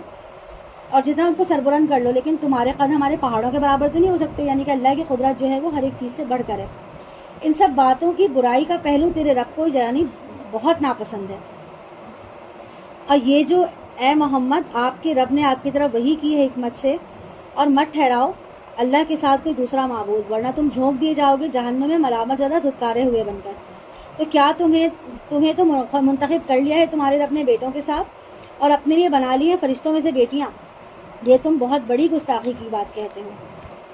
वलक़द सर्रफ़ना फ़ी हाज़ल क़ुरआनि लियज़्ज़क्करू वमा यज़ीदुहुम इल्ला नुफ़ूरा। और हमने फेर फेर कर बयान किया है इस कुरान की अपनी आयत को, ताकि सबक हासिल करें। यानी कि कुरान में एक ही वाक़े को, एक ही हुक्म को मुख्तलिफ़ जगहों पर मुख्तलिफ़ तरीक़े से पेश किया गया है। और इसकी वजह क्या है? ताकि इंसान जो है वो सबक हासिल करे, नसीहत हासिल करे। मगर ये नहीं बड़ा आता उन्हें नफ़रत ही में। यानी कि जिन लोगों की बदबख्ती है कि वो कुरान में इतने अहकामात आ रहे हैं, उसके बावजूद वो बेजारी का इजहार करते हैं और वो कुरान से दूर भागते हैं, बजाय इसके कि वो अहकामात पर अमल करें। आप सल्लल्लाहु अलैहि वसल्लम कहिएगा, अगर उसके साथ कुछ दूसरे माबूद भी होते जैसा कि ये कहते हैं, तब तो वो ज़रूर तलाश करते साहिब अर्श की तरफ कोई रास्ता। वो पाक है और वो बहुत ही बुलंदतर है उन बातों से जो ये कह रहे हैं। उसी की तस्बीह में लगे हुए हैं सातों आसमान और ज़मीन और वो तमाम मखलूक जो इसमें है। यानी बज़ाहिर कायनात की जो चीज़ें जानदार नज़र आ रही हैं, चाहे वो जानदार हो या बेजान हो, वो सब के सब अल्लाह की तस्बीह करती हैं। और कोई चीज़ नहीं मगर ये कि वो तस्बीह करती हैं उसकी हम्द के साथ, लेकिन तुम नहीं समझ सकते उनकी तस्बीह को। यकीनन वो बहुत तहम्मुल वाला और बहुत बख्शने वाला है। वइज़ा क़रअतल क़ुरआन जअलना बैनका व बैनल लज़ीना ला युमिनूना बिल आखिरति हिजाबन मस्तूरा। और जब आप सल्लल्लाहु अलैहि वसल्लम कुरान पढ़ते हैं तो हम आपके और उन लोगों के दरमियान जो आखिरत पर ईमान नहीं रखते एक मख्फी पर्दा हायल कर देते हैं, और उनके दिलों पर भी हम पर्दे डाल देते हैं ताकि वो इसे समझ ना सके, और उनके कानों में शकल पैदा कर देते हैं। और जब आप कुरान में तन्हा अपने रबी का जिक्र करते हैं तो ये अपनी पीठें मोड़कर चल देते हैं नफ़रत के साथ। हम खूब जानते हैं जिस गर्ज से और तवज्जो से ये सुनते हैं इस कुरान को, जब वो कान लगाकर बैठे होते हैं आपकी तरफ, और जब वो अलहदा में सरगोशियाँ करते हैं, जब ये जालिम एक दूसरे से कह रहे होते हैं कि तुम नहीं पैरवी कर रहे हो मगर एक सहरज़दा शख्स की। यानी कि उनमें से किसी के दिल पर जब कुरान की कोई आयत असर करती है और वो अपने साथियों से इजहार करता है कि मैंने ये आयत सुनी है, बहुत ही अहम बात है इसमें, हमें इस पर संजीदगी से गौर करना चाहिए, तो फ़ौरन वो क्या करते हैं कि फ़ौरन कहते हैं कि नहीं नहीं इस पर अमल मत करना, ये तो एक जादूगर की बात है, तुम इसके पीछे मत चलो। और तो उनकी बातों पर वो संजीदगी से तवज्जो देने की ज़रूरत नहीं है। उन्जुर कैफ़ा ज़रबू लकल अमसाल, देखिए कैसे बयान करते हैं ये लोग आपकी मिसालें। कभी वो सहरज़दा आदमी कहते हैं, कभी काहिन कहते हैं, कभी शाहिर कहते हैं। फ़ज़ल्लू फ़ला यस्ततीऊना सबीला, चुनाचे वो भटक गए हैं, अब वो राहयाब नहीं हो सकेंगे। और वो कहते हैं उनसे, कहिए ख्वाह तुम पत्थर बन जाओ या लोहा या ऐसी मखलूक बन जाओ जो तुम्हारे दिलों में उनसे भी सख्त हो। फिर कहेंगे कि कौन हमें दोबारा लौटाएगा? आप कहिए कि वही जिसने तुम्हें पहली बार पैदा किया। फिर वो आपके सामने अपने सरों को मटकाएंगे और कहेंगे कि ये कब होगा? आप कहिए कि हो सकता है इसका वक्त करीबी हो। यानी कि नबी उनसे कहिए कि आप हड्डियों की बात करते हैं, अपने जिस्मों के रेज़ा होकर ख़त्म हो जाने का तसव्वुर लिए बैठे हो। फिर अगर तुम पत्थर बन जाओ, लोहा बन जाओ, या इससे बढ़कर भी कोई मज़ीद मजबूत जो रूप धार लो, लेकिन फिर भी अल्लाह ताला तुम्हें दोबारा से उठाएगा और फिर तुम्हें जो है अजाब दिया जाएगा। जिस दिन वो तुम्हें पुकारेगा तुम उसकी पुकार पर लब्बैक कहोगे उसकी हम्द करते हुए, اور تم گمان کرو گے کہ تم نہیں رہے مگر بہت تھوڑا عرصہ، یعنی دنیا میں جو انسان رہا وہ بس تھوڑا ہی لمحے اس کو محسوس ہوں گے۔ وَقُلْ لِعِبَادِي يَقُولُوا الَّتِي هِيَ أَحْسَنُ، اور آپ میرے بندوں سے کہہ دیجئے کہ وہی بات کہو جو بہت اچھی ہو۔ یقیناً شیطان ان کے درمیان جھگڑا ڈال دے گا، یقیناً شیطان انسان کا کھلا دشمن ہے۔ تمہارا رب تم سے خوب واقف ہے، اگر وہ چاہے گا تو تم پر رحم فرمائے گا، یا اگر چاہے گا تو تمہیں عذاب دے گا۔ اور اے نبی صلی اللہ علیہ وسلم، ہم نے آپ کو ان پر داروغہ بنا کر نہیں بھیجا، یعنی ہدایت قبول کرنا نہ کرنا ہر شخص کا ذاتی معاملہ ہے، اور آپ کا رب خوب جانتا ہے اس کو جو کوئی ہے آسمان اور زمین میں، اور ہم نے بعض انبیاء کو بعض پر فضیلت دی ہے، اور ہم نے داؤد کو زبور عطا کی۔ آپ کہیے کہ ان کو پکار کے دیکھو جن کو تم نے اس کے سوا معبود گمان کر رکھا ہے، تو نہ انہیں کچھ اختیار حاصل ہے تم سے کوئی تکلیف دور کرنے کا، اور نہ ہی تمہاری حالت بدلنے کا۔ وہ لوگ جنہیں یہ پکارتے ہیں وہ تو خود اپنے رب کی قربت کے متلاشی ہیں، ان میں سے کون اس کے زیادہ قریب ہے، اور وہ امیدوار ہیں اس کی رحمت کی، اور وہ ڈرتے ہیں اس کے عذاب سے۔ واقعی آپ کے رب کا عذاب چیز ہی ڈرنے کی ہے۔